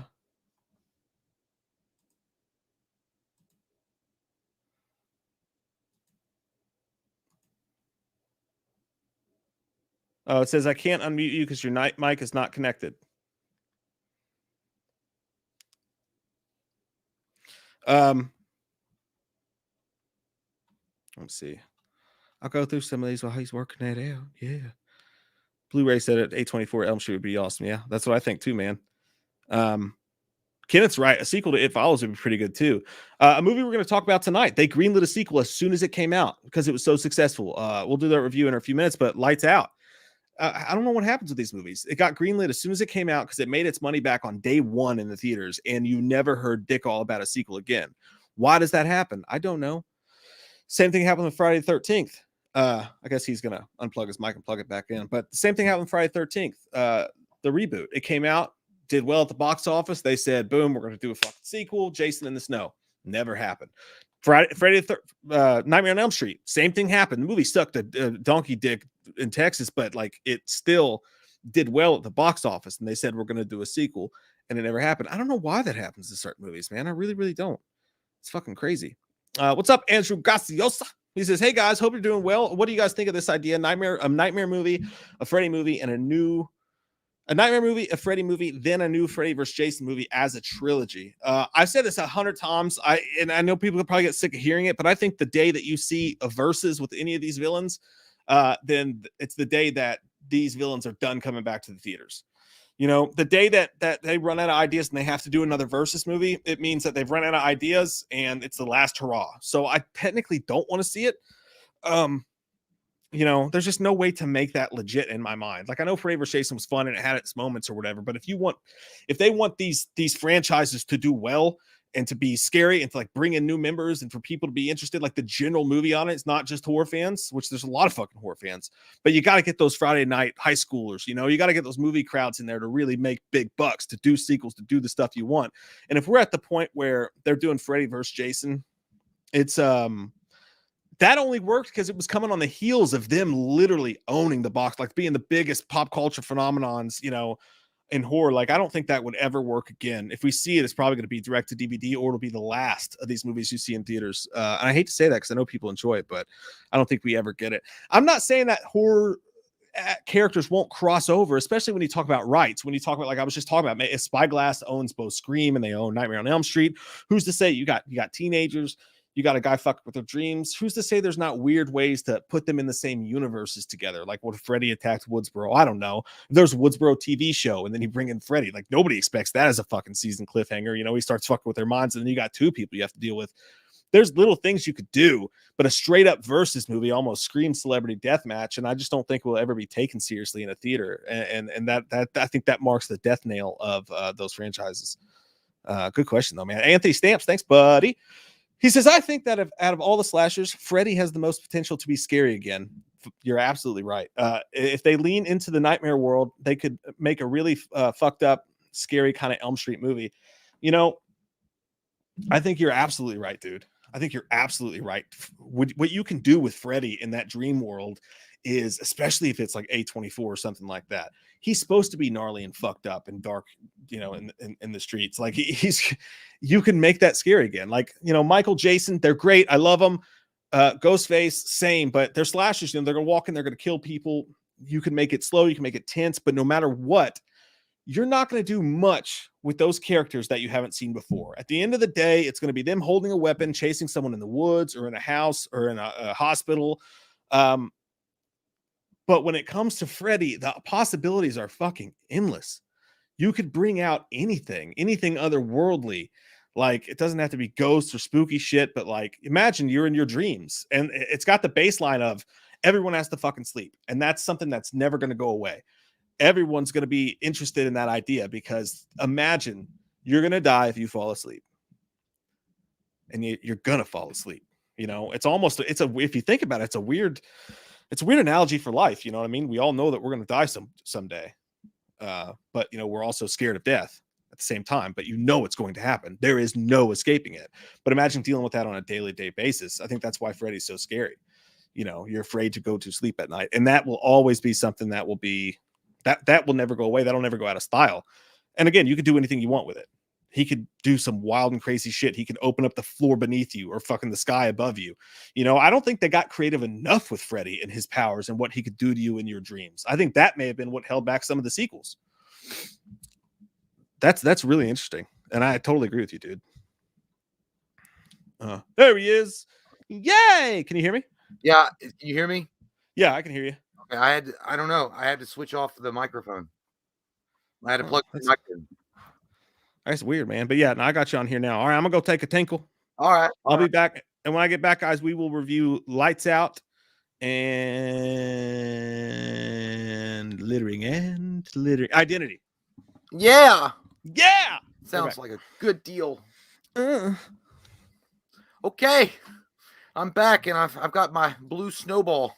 And no, I'm not going to do that with anybody. I'm just saying that's the name of the microphone.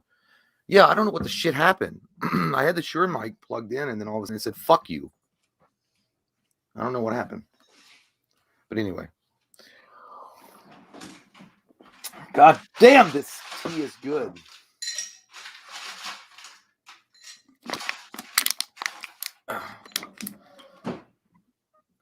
Hello, Action. How are you? Hope you're well. Anyway, yeah. So I'm gonna have to look like I'm blowing someone off fucking camera, because I don't want to, like, if you guys, I don't know how sensitive this mic is. Bernie said, I don't think that's tea, brother. Well, you're right. It may be Asian tea. It's not regular tea. It's not green tea.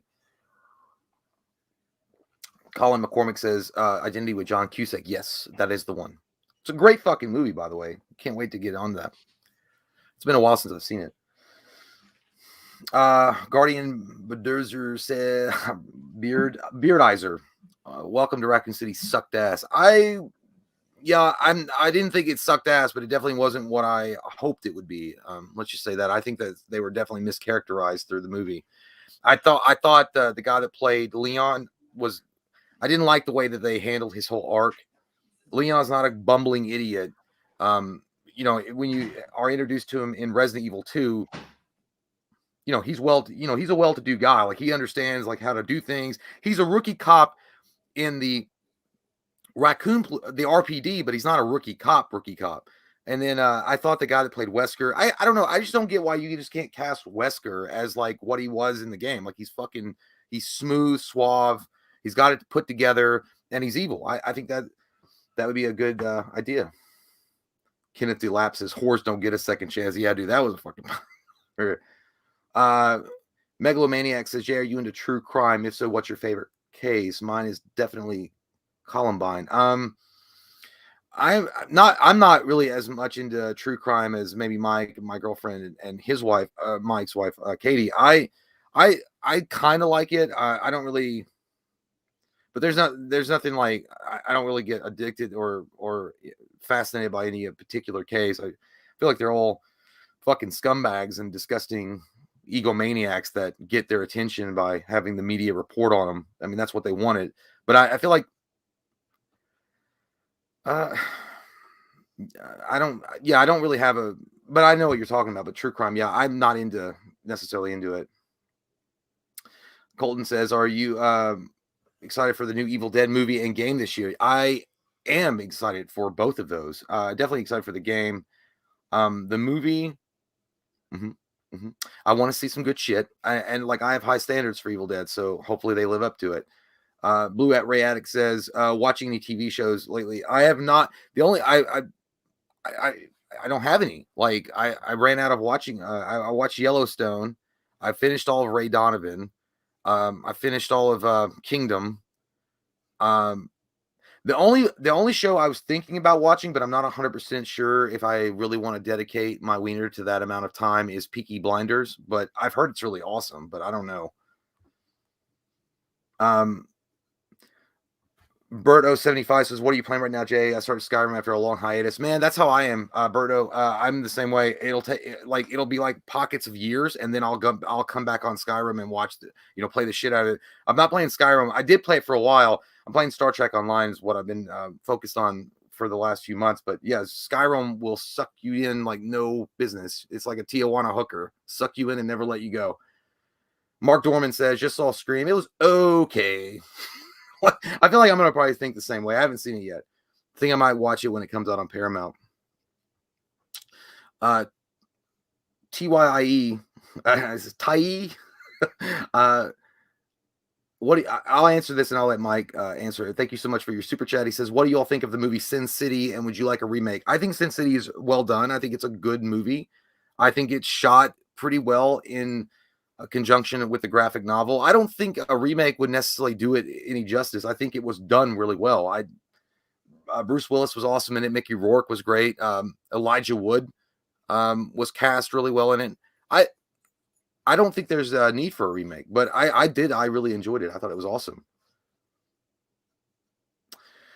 Vanderhoff 66FU says, "Jay, will you watch Scream 5? I will when it comes out on Paramount. I will watch it." Envy says, "I think Resident Evil could be a very scary movie, but they just can't get it right. The Spencer Mansions can literally be Saw meets zombies." Dude, yes, I like you, Envy. I don't know if that stands for New Vegas, which I'm a fan of Fallout New Vegas, if that's the case, but I'm sure it's not. But I agree. Yes, if they do it right, Resident Evil could be in the Romero era of awesomeness. It really could, or in the Romero pantheon. But and unfortunately, they had George Romero, right? They had George Romero. He did a treatment for the movie. He was going to direct it. And they said, "Fuck you," because he said it. He wanted to make I think like a 2-hour plus movie, and they're like, "Oh, the script's too long, and we don't want to put that much money into it." So unfortunately, you got the Mila Jovovich shows. But D Mitch 14 says, "Jay, did you watch Squid Game? Thoughts?" No, I've not watched Squid Game. I've heard about it. It seems to be like they like it. Honestly, when they said Squid Game, I was thinking of Squidward. I thought it was a spinoff of fucking SpongeBob.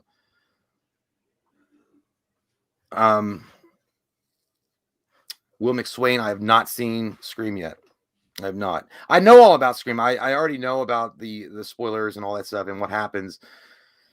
I have my opinions on that, but I'm not going to go ahead and share those until I actually watch the movie, and then I'll form my opinions after I watch the movie, because based on, I read the spoilers on Reddit. I think it was Reddit, and just reading them, I was like rolling my eyes. I'm like, fuck, but I don't want to.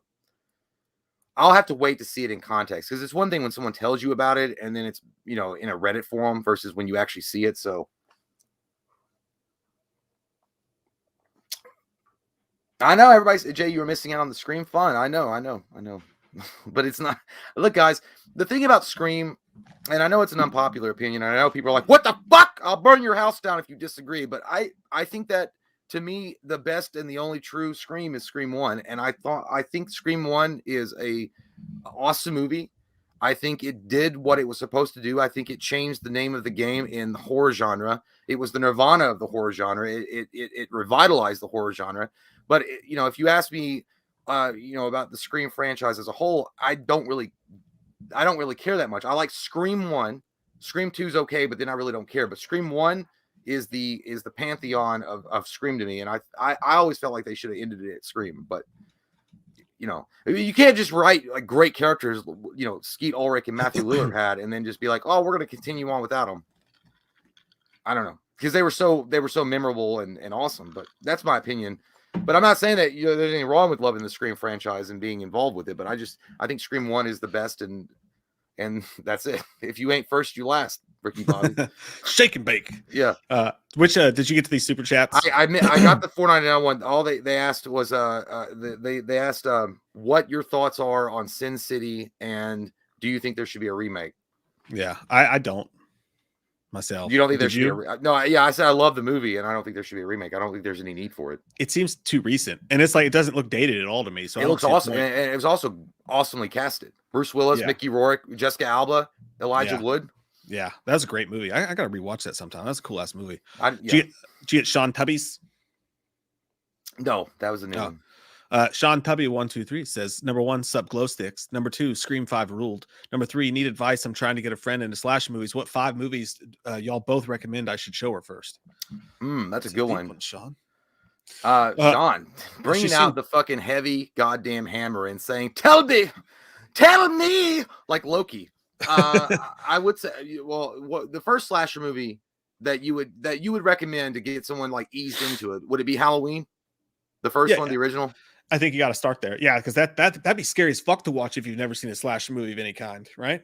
That'd be fun. That, or you could, speaking of Scream could, because it's more based in reality and that it could happen. But I would also I would also recommend The Strangers, because I was gonna say that's exactly what I thought too. But it's weird. Yeah. It made me think like technically Halloween's kind of a home invasion movie too. You know what I mean? Like at least it has those elements. So you might say The Strangers is home invasions, but it's also a slasher. So yeah. Yeah.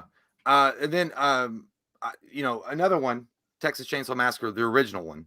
Because again, I'm trying to base around stuff like, because you gotta get something to connect with them, right? You gotta have something to be like, oh shit, that could actually happen. I mean, I'm not saying that Texas Chainsaw Massacre could necessarily happen, even though I think it was loosely based on, I know it was based on Ed Gein, but I'm saying like, like I don't know if there was actually a Texas chainsaw murder somewhere. Maybe there was, I don't know.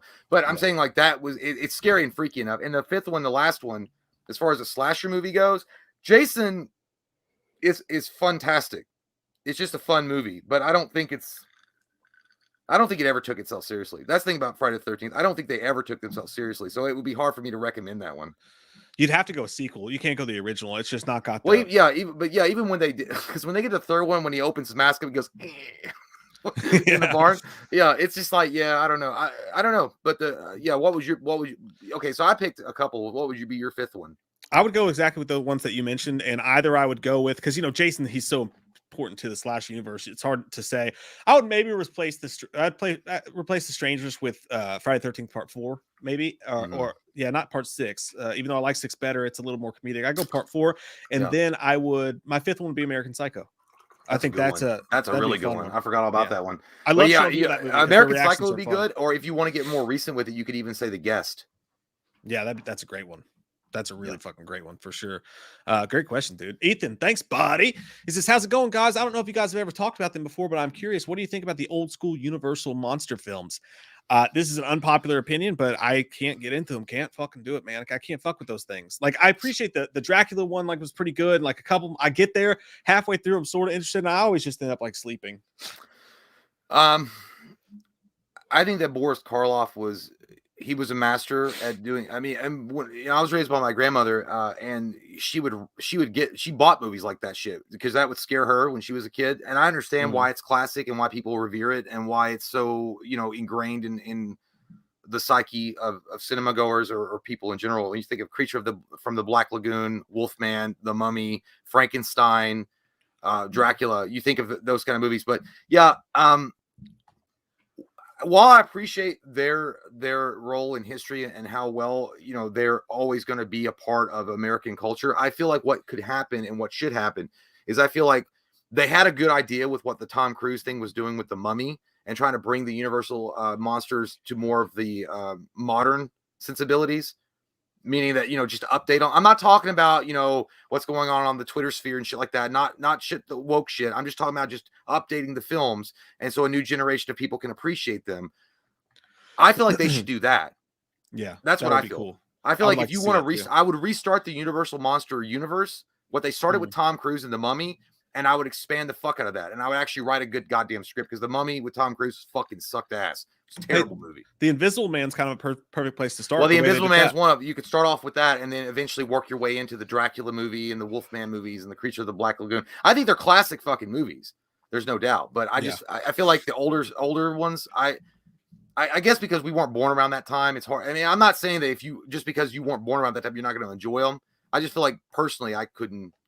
It's hard for me to sit back on a Sunday afternoon and be like, I'm going to click on these old Universal fucking shows. Yeah, I'm a completist. Like, I love one of my favorite things in the whole world to do is to start a franchise I've never seen anything about and just deep dive into it and just become enamored with it, learn the ins and outs and everything about it. I love doing that. But with those, I've just never been able to. Like, I tried. I watched the Dracula and I dropped the werewolf movie. What's the name of that one? Which one? Wolfman? Yeah, Wolfman. I just could not do it, man. I just like I could get through the Dracula one, and that one I was cool with. But after that, I was like, I'm done. I'm fucking done. I'm out. Well, Oh, the dead town. Yeah, and hold on, because I don't want to get his name wrong. The one that sticks out to my mind when I think of Dracula anyway is it's not so much Boris Karloff at all. It's and I'll tell you here in a HR second. shuffling stuff. Yeah, that guy was so great. He shoved a lot. It was fuck, dude, the guy that played Saruman in the Lord of the Christopher Lee. Oh yeah. Like when I think of Dracula, I think of Christopher Lee. Yeah. I know everybody says Boris Karloff, but Christopher Lee to me is Dracula. But I also think of the guy that played Dracula in the Monster Squad. As far as like updating it, as close as they could get, Monster Squad was the closest to date. I like Bela Lugosi a lot too. Like there's been a lot of badass Draculas. You know what I mean? Like a lot. Am I wrong? Sure. Am I getting it wrong? Is it not Boris Karloff that was Dracula, or it was Boris Karloff Frankenstein? I don't know. I could be wrong completely. I know, the classic, but either way, I think that Monster Squad was the last movie as far as like taking all the Universal monsters and putting them into one movie and making a cross universe. I did like the guy that played Dracula in that movie was fucking awesome. He's like, "Give me the amulet, you bitch." Like I don't get into those movies in the way they are, so I shouldn't say this, but because I'm sure the people that were fans of those, like how some people wanted Christopher Reeve's Man of Steel, like they wanted that Superman because that was Superman they grew up with. Well, they did that. They did Superman Returns. Well, no, yeah, but I mean, they were pissed when they changed it. But like for me, if they were going to redo the Universal monsters, I would want them to try to make a go at just making it extremely fucking scary. Like really try to make it scary. Whatever that means for today, just do it. You know what I mean? But I know that's probably not a popular opinion. I'm wrong. Just so I get to say this out loud before. Boris Karloff was best known as Frankenstein. I was thinking of Bela Lugosi. Oh, okay. Yeah. But those guys run together for me. They all run together for me because they were all part of that like clique. They were like the fucking Rat Pack. Yeah, this is the names stick out. Yeah. For sure. Great questions though. Andrew Contreras, thanks, buddy. He says, curious what y'all think when it comes to practical and CGI effects. What would be appropriate and done the right way when it comes to both? All the way practical. I think that it's insane that we live in a world where people spend more money on CGI when it's clearly been shown you can do practical and make it better. Unless you're talking about like in destroying the whole earth or like doing something crazy. I say in my mind, if I was a director, that would be my thing. I'd be like, if there's an opportunity at all to make it practical, I'd do practical. CG's fine when you need it, but I don't like how much it's used. Yeah, I think practical effect is the best way to go. I feel like there's more passion and more heart put into those special effects when you see them, and they do such a great job. Like Stan Winston was a master. If you look at Pumpkinhead, I know it doesn't look that great, but it looks so fucking amazing on film. I mean, as I like if you see it lit up, without the camera lights on it, it looks like shit. But it looks amazing on film, and it's something that the actors can actually play off of versus like, oh well, there's an X and a floating fucking Dixie cup, and that's the monster that's chasing you. And just look at that and be terrified. I feel like that's one thing of it, but also I feel like what special effects should be used. An example, I think they did a pretty good job of blending the two. Is if you look at just most recently Ghostbusters Afterlife, they use special effects with practical effects, and I feel like what special effects should be is special effects should enhance the practical effects and add to the story rather than being the story. Because if it's just a special effects laden movie, then you're just like, oh, it's like a fucking video game. I'm watching a video game. Yeah. And again, like, especially when it comes to monsters and shit like that. Like, you know what I mean? Like, I believe in horror, I think you should be 99% practical effects. Like, I know some people don't like the ending scene in Halloween Kills where it's like way close up and he's like just slashing his way people. And honestly, as much as I love that scene, I wish that they would have been able to do it the way they originally wanted to, which is have a full on street scene and not have him on that platform spinning. But imagine if they'd done that with CGI, how bad like blood splattering CGI all over the place would have looked. It would have looked like a direct to fucking DVD movie, like I think any director that's worth his salt realizes the importance and the importance and the need to utilize and put into film practical effects that make sense. Because here's the thing, with everything advancing in technology today, specifically with film, you can get awesome practical effects with our technology that we have now, and then all you do is have special effects that enhance those practical effects. You don't need Yeah. the special, like, and don't get me wrong, I enjoy a popcorn movie where I can jack off in the theater and still be entertained, like Independence Day. I like those. I mean, those are fun. Right. Transformers. I like watching Mhm. that shit just because it's a popcorn fucking movie. But if it's like a horror movie, like you mentioned, or something like that, or Alien, like Alien was fucking practical effects and it was fucking awesome. And way and that back scared then. the shit out of people. Ridley Yeah. Scott did awesome. You know what I mean? Yeah, but then even he used CGI in it. So it's like, you know, I don't know. Well, I don't know. get I'm it. just talking about like when he started out, because they didn't have that access. Like with that chest popping scene, they were saying that scared the fuck out of people in the theater, and it was scary because it looked good. It looked real. Exactly. And like, and you know, I always go back to the same thing. There's a study, or someone did, or someone said, or something. I don't know. Fuck. But like, someone said that when the human eye and brain notice CGI, so like even if you don't pick up on it and it looks real to you, your brain, there's something in it that knows it's not real. You know what I mean? That knows it's computer generated. And to me, that says all you need to know. Yeah. If you're going for a horror movie and you're trying to scare people and you're trying to make it believable and you're trying to put people in that atmosphere, why on earth would you put in a scene where biologically our brain is going to tell us it's not real? That seems like that's why you got you got to figure effect. out how to mix the two in where it confuses the brain. Because if the back of your brain is telling the front of your brain, like, that's a crock of shit. It's like, hey, did I file my taxes yet? Yeah, and you don't if you're want thinking of that while you're watching, movie. you're supposedly watching a big dude. Even Star Wars use fucking practical effects, and look how good that looks. It still holds up today. I'm not talking about the special editions or any of that. I'm talking about the original practical effects that came out that made Star Wars a household name. It was practical effects, dude, and they did awesome. They were awesome. Well fucking said. Exactly, man. All right, let's get into these reviews. Now, we have a tier on our Patreon, my friends, where if you join it, you can pick a movie for us to do a review of, and we're doing 2 of those tonight. One is for our buddy Michael Johnson. Thank you, Michael Johnson. Thank you, Michael Johnson. Who picked Identity, as well as Andrew Skalku. Andrew Skalku. Cool last name. God damn, that sounds like a made-up fucking name. Like he's on the run from the Canadian government or something. Michael Johnson and Andrew Skalku both requested not gonna come back to Canada ever. Identity, which is by James Mangold. James Mangold, who did Wolverine. And also Lights Out, which was requested by our buddy Wyatt Atley on the Patreon. Thank you guys so fucking much for being Patrons and for picking 2 good movies. They're awesome. Doing the mainstreaming.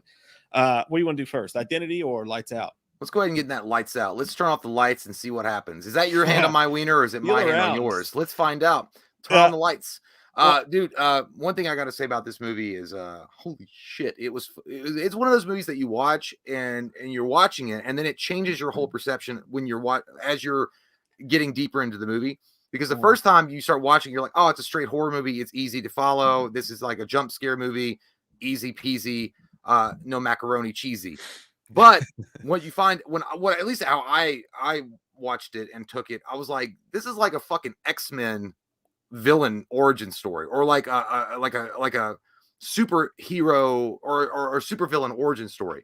Because the thing about the girl in it is that she had a skin disease, right?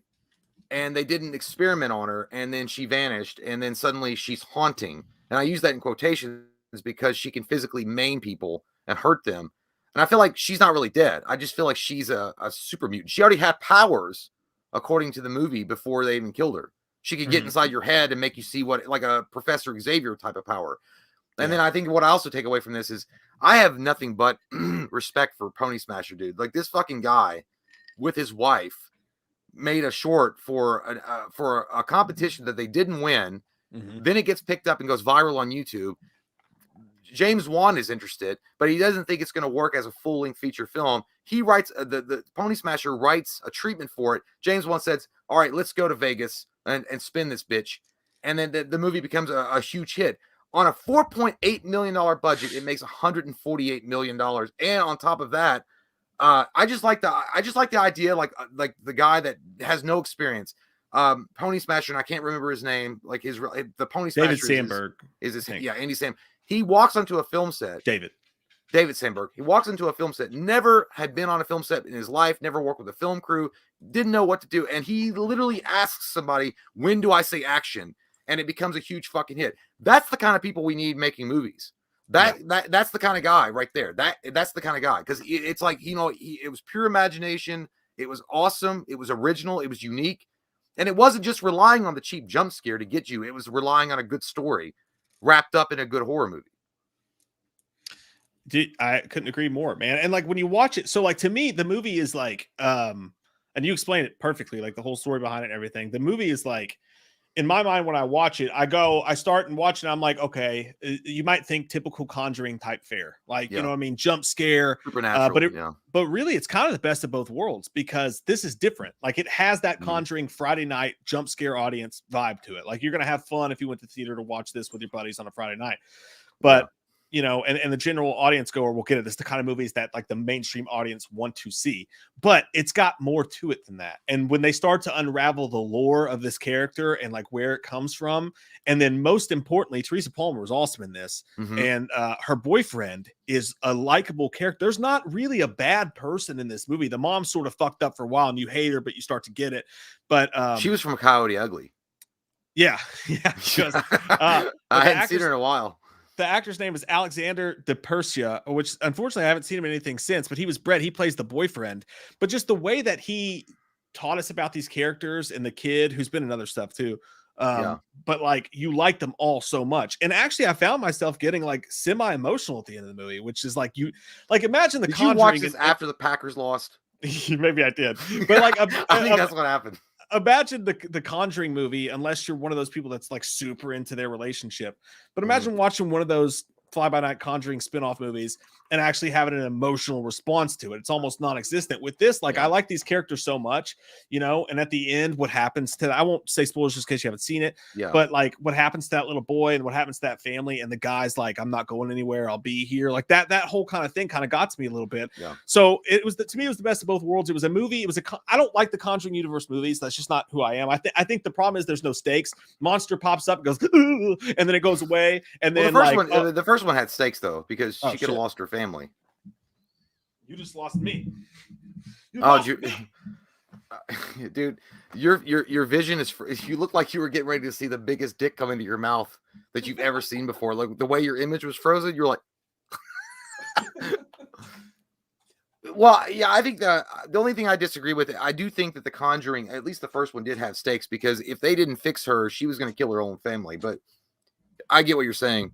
I think that I'm talking more about like when I say that, I more mean like the spin-offs and shit, like Curse of La Llorona and stuff like that. Yeah. Well, that Curse of La Llorona fucking sucked. I mean, the first Conjuring is the first Conjuring, but yeah. But I think by the way, that dude that played her boyfriend, does he not look a lot like the guy that was the baby daddy in The Ring? The first Ring. Yeah, he does. Yeah, he does. It looks, and it almost has the same kind of like attitude about it. Yeah, I could totally see that. And she kind of reminded me of Jessica Chastain and Mama a little bit. She did. Yeah. I like the dude. And by the way, I think we had a discussion earlier about tough girls or something that could take over Ellen Ripley. That girl, the girl in this was actually pretty good. You know what I mean? She could be a good candidate. Teresa Palmer was good. I like Teresa Palmer. Yeah, exactly. But yeah, I liked it a lot. And I think that for me is, I feel like it's an atypical horror movie, not meaning it's typical, because it's atypical, meaning that it's not black and white. It's not something that's easily defined as like, okay, well, this is a supernatural Ring type movie, or this is a slasher movie, or this is, a ghostly apparition that's fucking with people. I mean, you could classify it as a supernatural film, and I understand why you would do it, but I don't think it's supernatural. I don't think the girl is supernatural at all. I don't think that.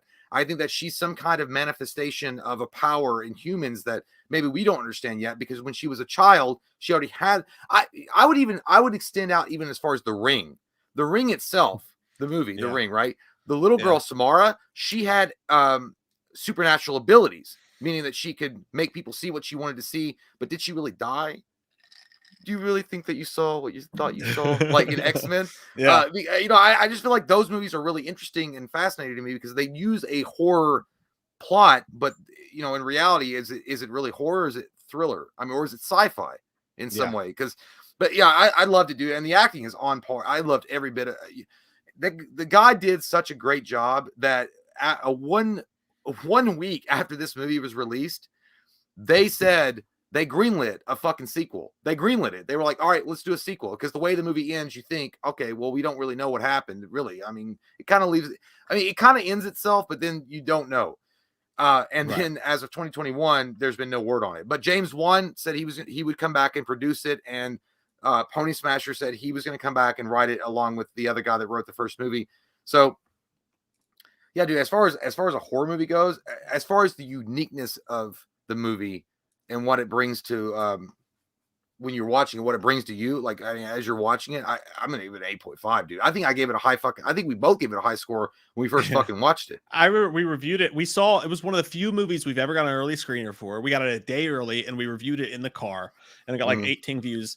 And but I think that we gave it an 8 or a 9 or whatever. And I'll stick true to that. So I'll give it an 8 out of 10. I think that that ending scene, once the black light comes out, is fucking on. That's great. Like once the black light comes out, I was like, oh shit. Like, she didn't really scare me that much. Yeah. They did a good job. She looked like an old crack hoe from fucking 7-Eleven. She's like, give me a quarter. Yeah, I want to Slim Jim. Yeah. But like that stuff didn't get to me, but it was really cool what they did with the lighting and how they used that trick. I thought they did a great job with that. You got a Home Alone scene when they're like taping that. They're like, all right, let's fix this fucking house. You know what that reminded me of? That reminded me of Darkness Falls. When they're trying to like, I like that shit. See, everybody loves Darkness Falls. I don't like it. Falls. This to me is Darkness Falls. Like, I get, you know what I mean? It's that fun jump scare Conjuring-ish movie, but to me, it's got enough extra to it to make it like likable. But Darkness Falls is like Diet Coke, and this is Diet Coke and vodka. It has that spice to it.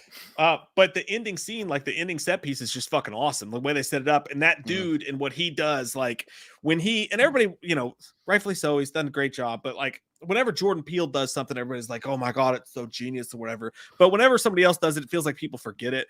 Something really cool he did to subvert expectations with this movie was make the boyfriend a likable guy. And when like he runs out of the house, in so many of these movies, it would have been like, he's leaving or whatever. Oh yeah, because the man sucks. Yeah, I get what you're saying. Yeah, and when the little kid's like, he's gonna leave, and she's like, he wouldn't do that, and he's like, well, you did. But then he comes back. I thought that was a really nice touch to the movie. Yeah, that's true. I mean, that definitely is true. Like there is a lot of man hate sometimes that happen in these movies. It's like that motherfucker was man spreading on the subway. Obviously, he's trying to force us to succumb to his patriarchy, and I will not have it on my house. That's true. I thought for sure.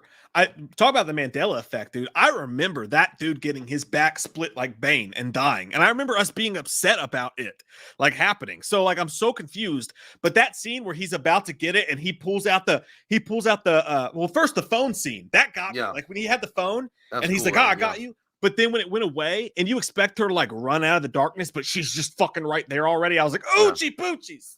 And then dude, I shit myself a couple of time. But I had a good time shitting myself though. It was one of those few times I was like, "That's okay." And then the car squeege. The car keys thing was a fucking genius bit, dude. Like that was like cool as hell. Do you want to hear something interesting about that movie? Is also that scene. Do you remember one of the badass scenes that happened in the movie that's pretty freaky? Is that when what's the main girl's name again, or the actress's name? I can't remember. Teresa Palmer. Teresa Palmer is in her apartment, and I think it's right after she takes her younger brother in to stay the night with her, and you see the creature girl, you know, scratching in the fucking doorway, and the red light comes on, and then she's gone, and then it comes. That was actually James Wan, because originally the director wanted the Pony Smasher wanted the lights outside to illuminate her and then go by. And then James Wan was like, I think it'd be a lot scarier if you had a light outside that was flashing neon light that was flashing red and then flashing off and flashing red and flashing off versus that. But by the way, when I saw that scene when she's digging at the, you know, she's writing her name in the floor, that reminded me of when you're drunk and you're downstairs and you're in your kitchen and you're digging through the fucking refrigerator. And then someone walks in and the light goes on and you run away real quick and you hide behind the corner until they're gone so you can eat. But yeah, but that was just an interesting side note. But there was a lot of collaborative effort with James Wan on this in some respects. And I couldn't be happier for the dude. I know that he's not a YouTuber. I know that Pony Smasher is not a YouTuber, but the fact that he got released on YouTube and it was viral and it got the attention of Hollywood, I just think, you know what I like about it? I think it's a goddamn Rocky comeback story. This is what we need, man. We need these guys out there in the grassroots campaign making these shorts and then getting the attention of Hollywood so you have these original ideas that actually get made. And I love it, dude. He's the guy. He ended up getting to do a superhero movie. Like he did Annabelle, he did this, then he did an Annabelle movie, and then they gave him fucking Shazam. And like Shazam isn't my favorite movie, but like I think the trailers kind of ruined the best parts of that movie. But like I thought that he did fucking great job. Talk about a guy who didn't know when to say action, and then he's doing a Shazam movie. I don't know what happened, but dude, if you look at his IMDb biography, there's a movie called I Flip You Off for 4 hours straight.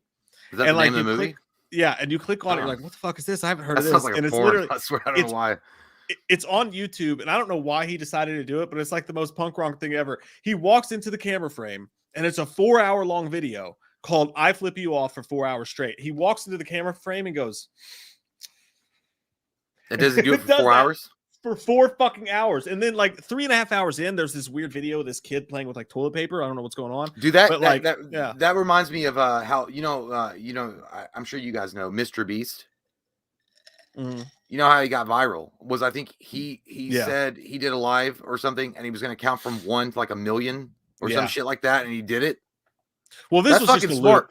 No, I know he did a loop. I know he didn't actually do it, but I'm just saying like that's smart marketing. Like get your name out there a little bit. Yeah, we should do it. Like we make bad jokes for 24 straight hours. No, I couldn't do it. You just put it'd be like 24 together. straight seconds. Oh shit! But yeah, great. What do you give it? Wyatt Atlee, 8 out of 10. 8 out of 10. So I gave it 8.5. You gave it an 8. Yeah, it's a great fucking movie. One of my favorite. Insidious is probably my favorite of this new genre of horror with the Conjuring universe stuff. I don't know what you would call it, but like the new almost CGI like pop scare horror, like Friday Night Flick thing. Like the post paranormal, the 21st century paranormal films. Yeah, like Insidious is my favorite, but Lights Out would be in my top 5. Like I usually don't enjoy these movies, and I thought Lights Out. But I feel like really Lights Out is one of those movies that could easily get lost. Like most people wouldn't. I feel like it has. Yeah, I don't feel like people ever mention it. Like ever. Like if you're talking about the best supernatural movies that you've seen the last 15 years, I feel like no one ever mentions Lights Out. I could be wrong, but I feel like it never makes people's lists. It does feel like it's being forgotten a little bit, no doubt about it, for sure, dude. But okay, so that's based on a true story. It is. It happened. My grandmother. But no, Wyatt Atlee, thank you so much, dude. You're fucking awesome. Great fucking choice, my man. And for Michael Johnson and Andrew Scalco. Next up, we're talking the movie Identity, starring John Cusack, directed by James Mangold, starring a whole bunch of fucking people. Ray Liotta. Yeah, Ray Liotta. You had fucking the guy from Dusk Till Dawn's like, haven't felt it a bit. Been sitting by the air conditioner all day long. I always want to call him Ethan Hawke for some reason. I don't know why. Jake Busey. Jake Busey was in it. Yeah, Jake Busey. One of his Jake Busey basically played the exact same guy he played in The Frighteners. Yeah, pretty much. I mean? Yeah, exactly. This motherfucker was loaded more than a Taco Bell burrito. Like there was a lot of good. Rebecca Day hotness overload. Mornay was in this. Amanda Peet. Yeah. John Hawkes, Saving Silverman. We were thinking about. Yeah, Alfred Molina, dude, is in this fucking movie. I love goddamn Octopussy. Dude, you know what? Yeah, well, Alfred Molina as the psychiatrist in this movie. The one thing I felt like, dude, I was like, you know what? And I know this goes against tradition because people be like, "What the fuck are you talking about, Jay?" I'm just saying, hear me out, calm down, please put your penises away, don't pee on me. Alfred Molina as Dr. Loomis. I don't hate it.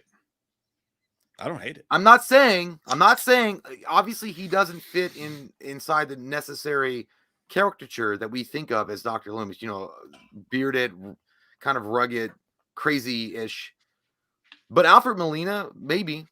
I could kind of see it. Yeah, like if they announced that, I'd be like, it's okay. It's okay. I feel like it told it, but no, it's okay. Trying to shoot me in the back, eh? Yeah, because not yet. But it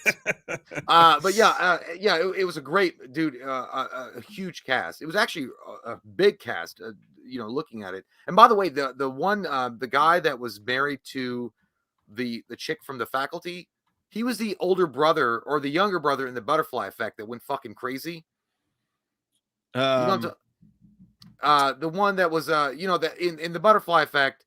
He was the one that Ashton Kutcher was always afraid of, like the psycho. Yeah. He was the guy that was married to the girl that says she was pregnant and she wound up not being pregnant. Yeah, I know what you're talking about. And dude, there's a bunch of people in this too. The judge that was in that one scene. That thing you do.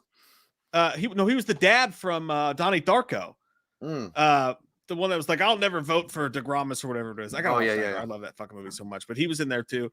She's like, why don't you go suck a fuck? He's like, dude, I'll tell you what. I'd seen this movie before, and like after about like 10 minutes, I was like, oh yeah, I remember it, and I remember who the killer was, and I remember the whole thing. But I like this movie overall because if you've never sone this movie before, what I like the best about it is it's a true throwback to Hitchcockian type of plot.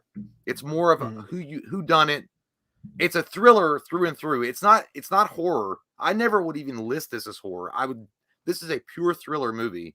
Yeah. But it's also one of those movies that pull you in slasher. It's kind of there's a slasher-ish element to it. Yeah, because there's a serial killer. But I'm just saying, like, I feel like this is a whodunit suspense thriller type of film that really it makes your mind work, which I like those kind of movies. Where you're like, I don't know. And then this was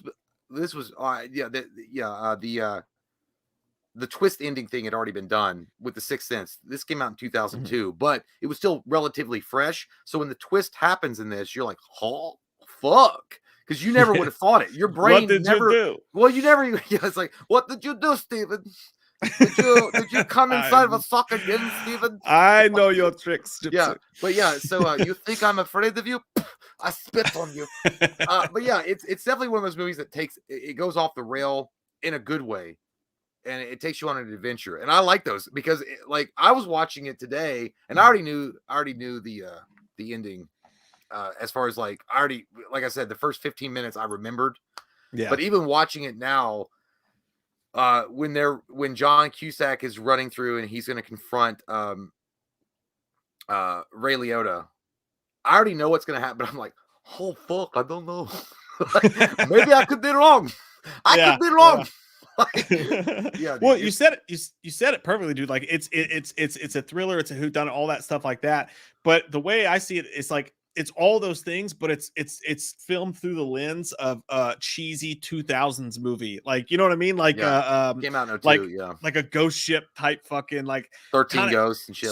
Sort of cheesy, but not bad. Like I kind of like it. Like that twist ending when it happens, you both like. I think now we go, oh, cool. But back when it happened, you were like, of course, they got to be fucking edgy and weird and try to fucking Marco this bitch. But like, it's back then bad. I was fucking back then I was like, holy shit, because M. Night Shyamalan was still kind of relatively new. Yeah. Well, because The Sixth Sense came out in 99, and that really started doing the twist ending. But they were always trying to shock you. Like they were trying to be shocking in like movie theaters back then all the time with these thrillers and like stuff like that. They were trying to go over the top. So you kind of knew I remember the feeling I had the first time I watched it. You're like, this movie's pretty good and it's pretty entertaining and I'm having a great time. But I just know when the end comes, it's going to be some stupid fucking bullshit. And then it happens. I didn't know. I thought it was. Well, it's kind of like it kind of like the way they do it. Like, I won't say anything about the ending just in case you guys haven't seen it. Yeah, this is the one of those that you have to watch. Yeah, there's multiple twists and reveals, and then there's a final twist. But when the final twist happens, I was like, "You may have outwon your welcome." Like I was like, "That may have been one too many." You know, like is that fake leather that you present to me? Yes. You're there in my home trying to trick me in my home of Russia.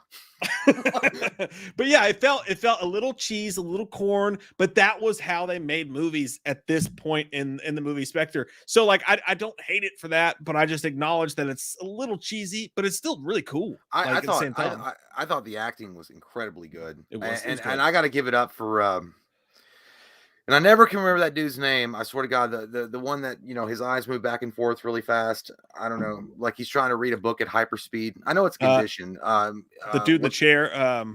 Yeah, he was in Daredevil. He was one of the priests. Not Daredevil. Constantine. Pruitt Taylor Vince is his name. He did a good job, he's a great fucking actor. He really is a good actor, and he was awesome in this. John Cusack was obviously really good in this. Everybody was really good in this. I really didn't have a problem with anybody in this movie. Jake Busey was just being Jake Busey. I think they actually didn't even tell him to act. He just was himself. John McGinley from Scrubs was good too. Yeah, he was good too. Everybody was really awesome. Done? And then when you find out what's, you know, the ultimate plot, you know, the ultimate end to the show, you're like, oh, it all makes sense because they all have unique parts to play, I suppose, and that's all makes up this crazy ending. I gotta say the one part that freaked me out, because I only imagine if that happened to you. You remember that scene with John Cusack when all of a sudden, he's looking at the driver's license and then he's fucking there? Yeah. Ooh, God. I'm just saying, scary. imagine your life, okay? Everything that you know in your whole fucking life, all right? And then it's gone that quickly. And then they show you a reflection of yourself. You're like, who the fuck? You know what I mean? That sounds like my story of when they tried to put me on antidepressants. That's how I felt for a week. Yeah. I was like, am I really how did I get here? Like, you know what I mean? Type shit. Yeah, I had that conversation with myself last night. I was like, God, you're fat. But yeah. But no, but it's like, it's one of those things. It's like you really have to face yourself, and it's one of those revealing kind of story and plot lines. And it's like, when I say it's Hitchcockian, and it does a really good job of playing that up, and it does the pure thriller element perfectly. I don't think it ever crosses over into what I would consider strictly horror at all. I think it maintains the balance of only thriller and a whodunit type of story. Mm-hmm. That's it. And I feel like it's the unique movie that does that. They splice in the slasher stuff, like the baseball bat scene. No, it's like Psycho. Scene. Psycho to me is not a horror movie. Psycho is a thriller. Yeah. I mean, to me, it's a thriller movie. I understand why it's considered the first slasher. I understand, because there are elements of it that are considered slasher, but I feel like overall, I feel like it's a thriller movie, because it's a man dealing with mental problems. He's he's fucking crazy, and it's the exploration of his psyche and how he sees the world in some respects. So I don't know. No, I see what you're saying, and I think you nailed it at the beginning when you said it's Alfred Hitchcock. I would say it's an Alfred Hitchcock type film through the lens of a maybe cheesy but kind of rad at the same time 2000s horror thriller. Like, and that I think that's the best way you could possibly explain this fucking movie. But either way, it's fun. So like every do you like this better? Here's the weird thing, dude. I get this one confused. Identity always gets confused with me with Memento. Yeah, but I like this better than Memento, actually. But but when they were like, hey, do you remember Identity? And it somehow goes to Memento, and I start remembering the plot lines from Memento. Memento came out in 2000. This came out in 2002. So they're pretty close. Yeah. Almost in the same kind of way. Like, one guy can't remember anything. These kind of movies were all the rage then. Like, there was a lot of these type of films coming out, which I kind of Butterfly Effect. When did Butterfly? That came out around the same time. 2004, 2005. Yeah. And I miss that. Like, I miss movies trying to be edgy and weird and fucked up. Like now it has to be an IP or a straight up horror movie. But back in the 2000s, dude, they're like, hey, let's just do something fucking kind of gothic and metal at the same time. And you're like, fuck yeah, let's go. Let's make a vagina a butterfly and say it comes out of people's heads. Okay. Yeah, I miss these times. Like, but that's we've talked 1,000 times about the death of theaters, and I don't want to get back into that conversation. But I think part of the problem is that you don't get movies like this in theaters anymore. Yeah. It's got to have a built-in specific fucking audience with an IP or a superhero movie. You just don't get original movies. And if you don't get the actors. You don't have directors with balls anymore. They don't want to swing for the fences. I mean, it's not the directors, it's the audiences, it's the studios. Like, these movies go to Netflix, but they don't go to theaters anymore. I don't know, man. I look at there's a lot of generic copy and paste kind of movies out there, and I feel like directors are getting lazy too. I'm not saying it's always directors, and I'm not saying I think it's both. Maybe I think there's a machine. Obviously, there's a machine that works when you put a movie together. There's producers, there's writers, there's corporate involvement, there's the director. But I'm saying ultimately, I think that if you have directors that have balls, like I feel like. Back in those days, you would have a director be like, hey, man, let's just have a good time. And also corporations were willing to take a chance. But yes, of course, the audience has something to do with that, of course. But they were like, let's take a chance. Let's throw some shit at the wall and see what sticks. And we'll see what we get. But you don't have that anymore. But you're right. The main focus nowadays is how much more can we suck off cum from Disney? Because I want to see what fucking Avengers 18 looks like. And that's what all the rage is all about. And I'm not saying there's anything wrong with that. I love superhero movies. I'm not saying anything wrong with that. I'm just saying it just feels like it's always this special effects laden, universally bland plot that they spurn out, or it's a remake of some kind that's also just I can't even say the word. Indubitously. I don't know. It's just full. What's a it's Nubian? yeah. It's chock full of political bullshit and all this stuff. Look, guys, I just want to get back to the day when these movies were being made. Identity, all those movies, it was just like, hey, you went to the theater, you had a good fucking time. Joyride, you went to go and have a good fucking time. And you had a good goddamn time when you left. They make them. They still make them, and they take swings for the fences, but they're always VOD because the studios won't put the money behind them. So some of them are good, some of them are great, but they don't have the money in them. So none of them are really up to the quality level. Like the story's cool and it has a cool twist, but the acting was to wherever like they make it. They still exist, but nobody gives a fuck because it's not 18 Spider-Mans jumping out of a fucking closet. You know what I mean? I do like 18 Spider-Mans jumping out of a closet. Who wouldn't? I didn't know what I was going to wear today, except I like that too, but yeah, I need a little bit of I know. both. But yeah, it's getting tiresome. It's getting tiresome, and I wish we would go back, at least for horror movies or suspense thriller movies. We would go back to what they were doing in the early 2000s, late 90s. But at the end of the day, this movie to me is an 8.0. There's really nothing wrong with it. It's a solid movie. It's a sound movie, and it's well acted all the way through. It's weird, and then but once I would say, about an hour and 10 minutes into the movie, once you really start understanding what's going on, you're like, fuck, that's crazy. To me, it's like Jennifer Lopez when she was in The Cell, the movie The Cell. It's kind of like that weird, freaky, like, oh shit. It's that weird movie, dude, that works. It does the AHS twist, but you're like, oh, but it also works on that level. So like it works as a thriller. There's these people in this hotel, people start dying, interesting actors. Who the fuck is Ray Liotta? What's going on with that prisoner? It works on that level. And then when they switch it up on you, you're like, oh, whoa, we just made a different movie. But then that movie works too. So you're like, okay, fuck yeah. I'm going to give it a strong 7.5. Like, I like what you just said, though. I like what you said. American Horror Story. Imagine American Horror Story doing Identity. That would be fucking huge, dude, because then you could do whole episodes on who the characters are, and they all come together, and the culmination would be what you saw at the end of the movie. Yeah, but they don't jump the shark and make them literal sharks like coming out of their skin or some dumb shit like AHS would probably do. But like, you make it good, right? Yeah, no, the twist would be what the end of the movie was, but that would be fucking insane. I like that. That's a good idea. That's pretty fucking dope. I dig that too. But yeah, no, it's strong 7.5 for me. I didn't buy the ending as much as I wanted to, and I thought it got a little, just a little bit. Well, obviously it's untrue because he said horrors don't get second chances, but Courtney Love's doing all right. So I don't know. She got 12 chances. I don't know what he's talking about. And the Kardashians are still going strong. So you're full of shit. But no, great fucking pick, Michael Johnson, Andrew Scalcu. Sean had us do a commentary for this movie a while back, and it got lost to the internet when we switched podcast servers. So it was fun to talk about it again. It's great because Sean is a magical creature who takes his pants off and dances in the nightlight. Yeah, he does. That's just what happens.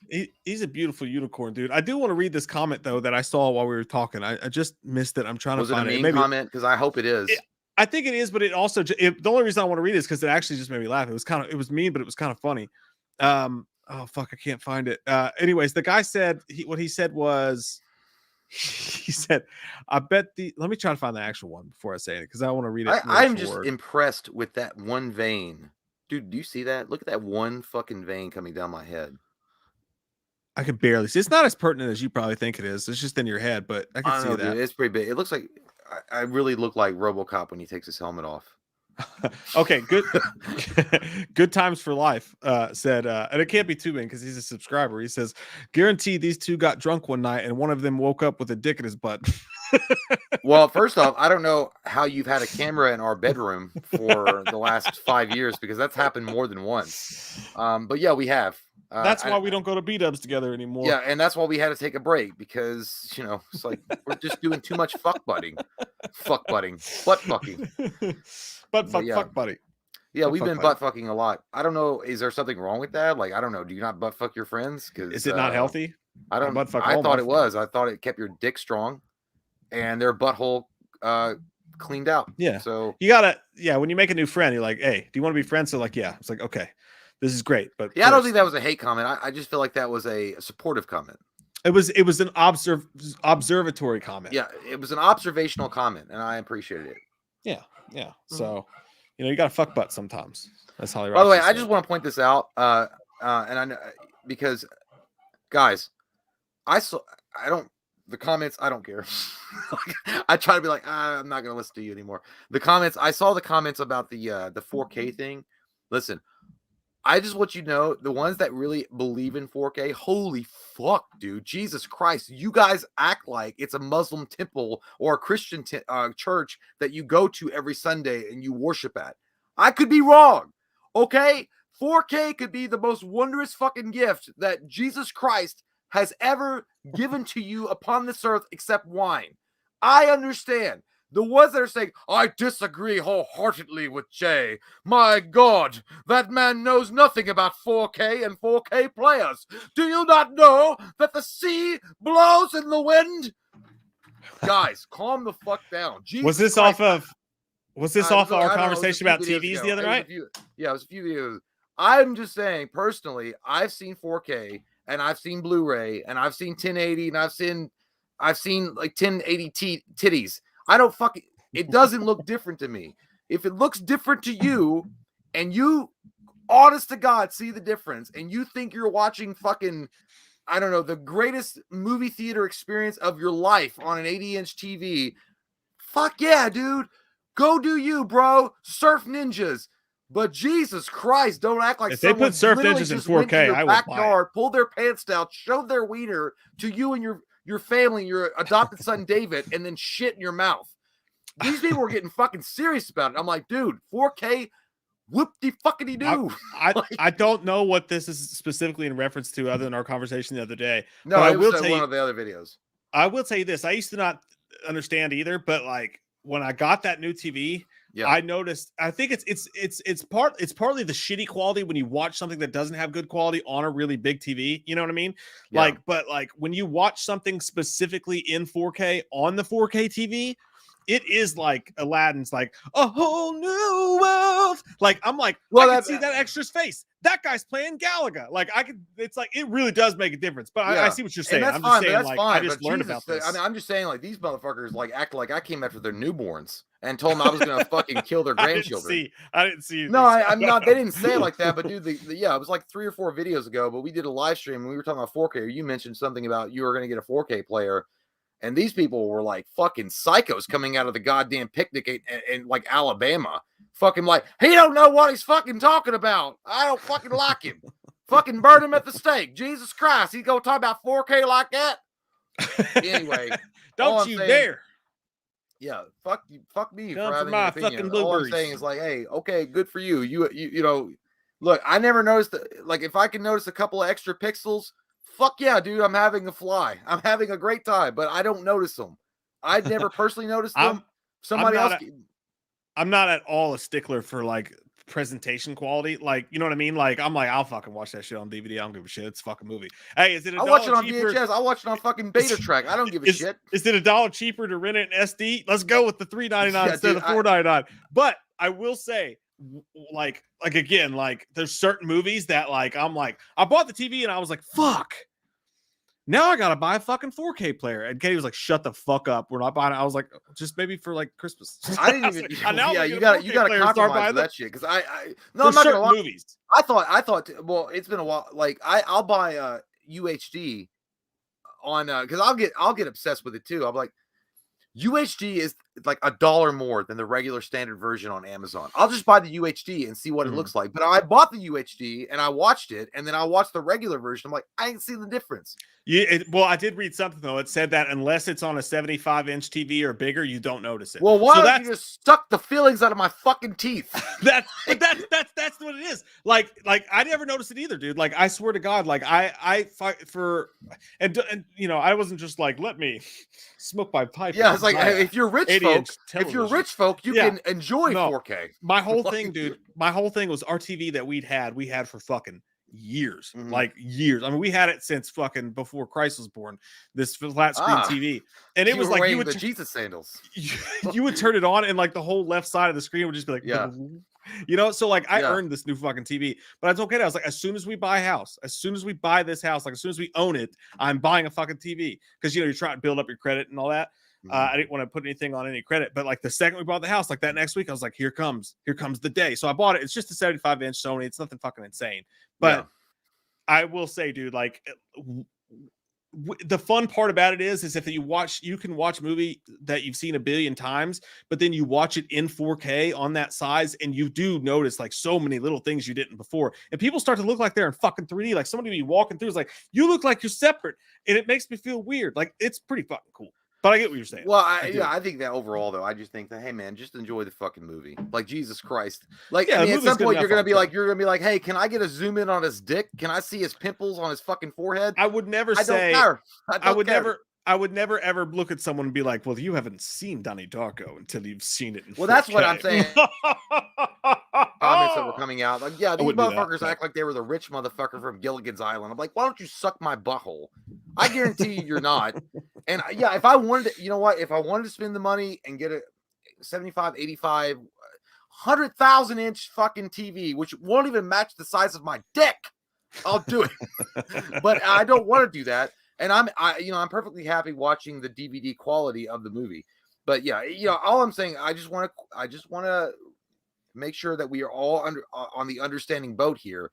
I was not saying I was an expert. Like people are acting like I was acting like I was an expert on it.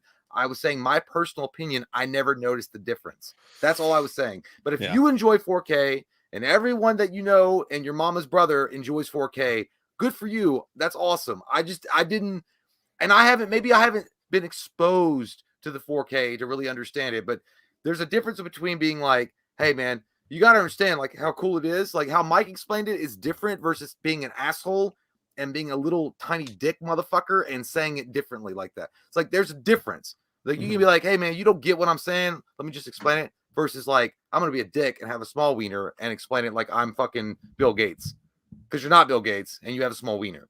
So I'm not going to listen to you. That's all I'm saying. Yeah. Well, people are saying there's an 8K out now. I'm like, I just got the fucking 4K. That's what I'm saying, dude. And next year it's going to be a 16K. And you're like, well, fuck. Anymore. Like, well, then next year it's going to be like, hey, guess what? Just go out and turn the fucking movie off and reenact it yourself. I'll be honest with you, dude. Like when 4K came out, I got fucking pissed because I was all up into that Blu-ray collection shit. Yeah. Like, dude, I was buying it. I was going to the resellers. I was going all over town. Like, one of my favorite things to do was just work on my fucking Blu-ray collection. And then one day I got fucking pissed off at the world and I said, I'm going to sell every fucking one of these. And I just took it somewhere and sold it for like probably a 12th of what it's worth. But you probably the thing is that you probably gave that gentleman enough money to get a 4K player. Right. But like, and I got pissed because I was like, what was the point of collecting all these fucking movies if they're going to come out with another one in 2 goddamn years? So I get that. But now it's taken me a couple years, but now I'm like, all right, I'm going to buy like 25. I'm going to buy like my most special effects, important favorite movies in my collection in 4K. And I'm going to buy a 4K player at some point just so I have the ultimate. And I'm pretty sure as soon as I do that, then it's going to be like 8K is here. The 8K is already out. But the problem with the 4K player is, I mean, they're pretty pricey. But if you get the 4K player, when the 8K thing becomes like a mainstream thing, the 4K player is going to be like no more expensive than like $300, and you might drop $600 or $700 on a 4K player that's worth a fuck. Well, right now, apparently, you're stuck. They're $150 for like a decent one. Yeah. But that's too much to me. I was hoping for like $30, $40. I don't believe it. It's probably not even fucking 4K. I went to buy one and it was the cheapest one you can get was like $90. And I was like, no, not today. I don't care if it's $90. You know what? Look, I'm happy that my Xbox plays Blu-ray. Yeah. Or my PS4 plays Blu-ray. And then I have a all digital Xbox Series S, and I can download movies on Blu-ray. I feel like Blu-ray is it. I think the next thing you need to conquer, not 4K, not 8K, not 16K. Hey, bitch, let me be in the movie like goddamn Ready Player One. Like that then I'll be like, I'll drop the big dollars for it. Yeah. Because then if I actually get to be in the movie and walk around, okay. I've said all this. I've been like, fuck 4K, fuck you, fuck everybody for so long. But then once I started watching, I was like, I started itching. I was like, I think I need to get. Maybe I gotta get a bigger TV, but I need to get one, and I'm like fucking bothered by like how much money it's gonna cost, and it's like bothering me. But you got the lower tab itches. Yeah. Like when you're not like taking the lower tabs, you get itchy. Like it's when you're addicted. Y'all got 4K? I only have like a 42-inch TV, but I don't know, man. Even if I had a bigger TV, I just don't think I don't know. I don't want to spend the extra money for the 4K player or the 4K movie. I feel like what I feel like the comfortable I would be is I'll order it on Amazon Prime on UHD, ultra high definition, and that's as far as I'll go. It's good enough. Like rather than you're still like seeing the movie. Yeah, and I mean it is what it is. It's still a fucking movie. I don't care about as long as look, as long as I'm not seeing a fucking staticky movie, I don't give a shit. Yeah, But yeah, it's good enough. all I'm saying, by the way, I'm not ranting necessarily. I'm just saying there are people out there, and these are goddamn tech nerds. These are fucking tech nerds, and I don't give a. You look, I didn't call your names out. I could have, and I could have made fun of you, but I didn't. I'm just saying that you motherfuckers that take this shit way too seriously need to get a girlfriend and stop using your hand as your girlfriend. Because holy shit, nobody cares about your expensive fucking. This is like the 1980s. If some guy was like, look at my CD collection. Look at my 5 stereo CD player. It plays 5 different CDs. Just saying. Calm down a little bit there, sister. I was always jealous of people's CDs collections like that. I was too. I always wanted a CD collection, but Jesus Christ, these guys are becoming those people with CD collect. These are like, hey man, do you know how many CDs I can play in my car? 5. It spins around. It's awesome. I had a nice CD collection, like a big ass book of it. Shit got stolen right out of my fucking car. Just right out of my car, gone forever. Never gonna see it again. I've again. That wasn't a rant. I was just having fun. By the way, I didn't name drop anybody. We were just having fun. I think that hey, you watch whatever you want to watch it on. I you know what I want to do? Actually, one thing I want to do that I've wanted to do for a while is buy one of those tube TVs, but the ones that have the VCR connected to it. And I want to put it on this table over here and just put in movies all day long and just have VHSs playing. Like that's just as cool to me as 4K. I 100% agree with you, dude. There was something very special and charming about watching movies on VHS on a regular screen tube TV. Like, you know what I mean? Like, and you had to use tracking. You know, you had that. Don't try to watch it on your flat screen though. You remember the time you and I tried to watch Alien? We didn't have the DVD. We were going to review Alien, and like I was like, "Hey, dude, I got the VHS." But I was like, "Where's the tracking?" Yeah, we plugged that fucking VHS up to a plasma TV and try to watch it, dude. Oh my god, it looked like fucking just blobs flying. But we went old school too because we were like opening up, we were blowing in it like a Nintendo cartridge and trying to fix it. Yeah, there is something special about watching classic movies on a VCR with an old tube TV. I don't know. Yeah, it just feels good. Yeah. There's another argument to be made for like digital versus physical media because like, well, I'm not, and again, I'm not on the side of like let's go back and forget about the improvements of DVD and Blu-ray or whatever. I'm not on that side. I'm just saying like there was a charm about watching a VHS movie on a VHS player and the old school TVs. If it's good enough, it's going to be good enough. Yeah, for sure. But it's really fun to re-experience movies when they actually get like, you remember like playing an Xbox 360 game when it was updated for Xbox One. Like it's like I'm experiencing this whole thing again. So that's a really cool feeling when it comes to it. But like, yeah, the physical media thing gets me too, because I'm like, I got to go out and pay all this money for physical media. Whereas you and I review so many movies. If I want to watch a movie, I won't buy it anymore. Like I'll just like, if I want to watch a movie, I'll rent it for $4. Right. But now that this 4K thing's there, I'm like, now it's like $7. I want to watch it. Like, oh yeah, it'll be $7.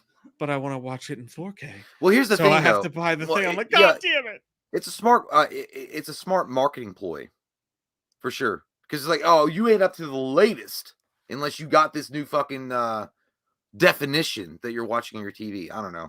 It bothers me. I was like, I want to see that guy's moose knuckle. I just want to watch the fucking movie. And it's like, if you take away the option for me to watch it on that bullshit SD, I was like, fuck you, man. Like, you guys are just now, you're trying to suck my fucking money out of my goddamn artery. Yeah, it's true. Look at you. But hey, those SDs are $1 cheaper in most situations. So you do until they're gone, until they phase them out, and they don't even give you that option anymore. What I'm worried about is when they go, oh, by the way, Movies Anywhere, it's bankrupt, so all your movies in your collection are just gone. See ya. Dude, like, that's gonna happen. That's my number one fear, dude. On Amazon, I've got a shit ton of fucking movies that I've rented. No, I bought.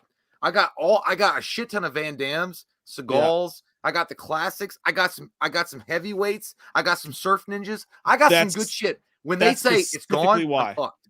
That's why I have almost never bought a movie digitally ever. But now that I had the 4K, I was looking on Vudu and I'm like, well, they have these 4K movies, and They're I more like I want to expensive. see, I want to see this movie in 4K because it is a different experience. So I want to experience it like that, kind of like people go to IMAX for it. So I'm like, I want to do that. But on the other hand, I'm like, no, I don't want to do that. I don't want to pay $10 to do that, because now I'm just going to go buy a 4K player and buy them, because at least no matter what happens in the world, I got that in my hands. You know what I mean? Yeah, like I don't want Bill Gates stealing my goddamn movie collection. The physical media is the best route to go. But unfortunately, what's happening in the world is that the physical media is going the way of the dinosaur. It's not going to stay around. They're coasters. I mean, that's it. I mean, look, we all, we're not going to get into the comments about the theaters experiences or anything like that. You look like Prince, dude, like saying goodbye to a fan.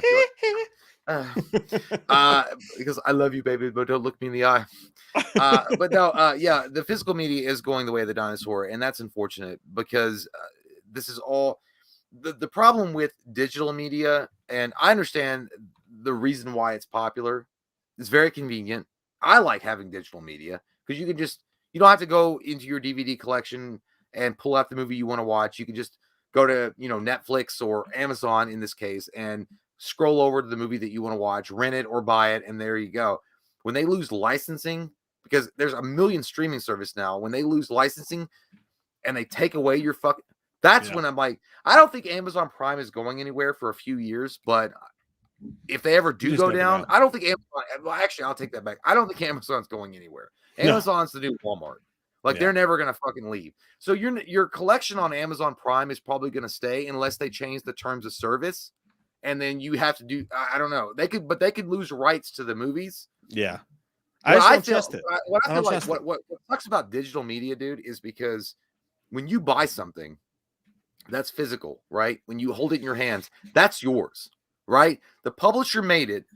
They made a product and you bought it, and now it's yours physically. And you get to look at it on your shelf all pretty and shit. And it looks great, and you dust it, and you might jack off to it depending on the movie. But if you do a digital movie, I feel like what digital movies are, and I'm guilty of this because I've bought a shit ton of digital movies, dude. I have a goddamn collection. The problem is that you've really leased a movie. You don't really own it. You've leased a movie, even though you might have dropped $20 or $22. Yeah, I need the NFT of this. And that's the really shitty part. There's no guarantee that you can't keep it. It's just as long as those streaming platforms stay up, you can watch the movie. But they're going to take that option away soon. Like people in the chat are talking. Best Buy, you go there, it's one fucking. They used to at least have a section. Now it's one fucking kiosk. I haven't been. Best Buy's got rid of them. Walmart's some of the only people that has them anymore. They're stealing it from us. And once the physical copies aren't there for us to buy, then they're going to start dictating. That's the problem. That's the problem. Prices. Like, now you don't even get a choice anymore. Like, that's how they fucked you. Because now they're like, fuck you, the drive-through. No, dude, this motherfucker, they eroded your brain like goddamn crack. They're like, oh yeah, digital is safe. And then when people start buying into it, specifically during the pandemic, or I know that we're still in a pandemic according to some, but specifically during the coronavirus, people were staying at home and they were like, oh, it's easier for me to rent the movie online or whatever. The physical media slowly started going away. And now they're like, hey, guess what? Nobody wants the physical media because of what happened with the pandemic. So they're going to cut back on production. And by the way, these movie studios are making a fucking goddamn King Triton amount of money on not producing the physical copy and only producing the digital copy. Yeah, they don't have to ship it. They don't have to do anything. Like, dude, they cut out the physical cost. What happens when the goddamn Russians attack and they steal our fucking internet? Guess what? I will learn to drink vodka and say fuck you. Honestly, you never know. Like, well, honestly, like a storm happens and you're without power for a week. Oh, I'll just watch some movies. Oh my god, I can't connect to the fucking internet. Not to say that you could without power anyway, but you know what I mean. No, I definitely. Well, unfortunately for me, I am kind of fucked on this because I have a PS4 and an Xbox One S, so it's all connected through digital. If I lose power, I can't watch any movie. Yeah. So I used to back in the day. I bought a Blu-ray player. I need to go back and just buy a Blu-ray player, so because I still have physical copies of movies that I would want to watch. I feel like this is a good advice for anybody. Digital movies are awesome. And when you rent them, because it's very convenient, especially when you buy them, it's even more convenient because you can go back and watch it anytime you want, anywhere you want. You could be flying, you could be traveling or whatever. You can watch it whenever you want. But it's unreliable because if you wind up in a situation where you don't have internet, or all of a sudden that streaming service that you bought it from loses rights to that movie, you lose the fucking movie. It's always good to have a backup plan and have a physical copy, at least, of your favorite movies. So what I would suggest is not go out and buy every single fucking awesome movie that you want to buy. Just buy your favorites. You know what? Start a small collection of your favorite movies to have on physical media. I may start with the 4K, buying the physicals again eventually once I buy a 4K player. But I'll whenever I want to watch a movie, dude, I just rent it. You know, like I just rent the movie when I want to watch it. JT Custom said, "What about FYE?" FYE does have a lot of movies. We have one in Lexington, but I love going in there and fucking around. Yeah, but they have a big used selection too. A lot of their inventory is just used. They don't have that many new things, so even they aren't really selling a shit ton of new stuff. So it's really Walmart's really the main people that sell new, and then Amazon, obviously you buy it physically. But I'll tell you this, man, most importantly, and really coming to the forefront of the conversation, something I really want to discuss is the fact that I'm A, empty on my drink, and B, have to piss it out of my wiener. I have to be too. I think we should end the situation. I think it's time now, Mac. Yeah, I think it's we need time to go. But hey, I've had a great fucking time, dude, and no doubt we could probably talk about this for like 2 more hours. The benefits and the discouraging shittiness of digital media versus physical media. But I gotta pee really bad too. I gotta pee so bad it hurts.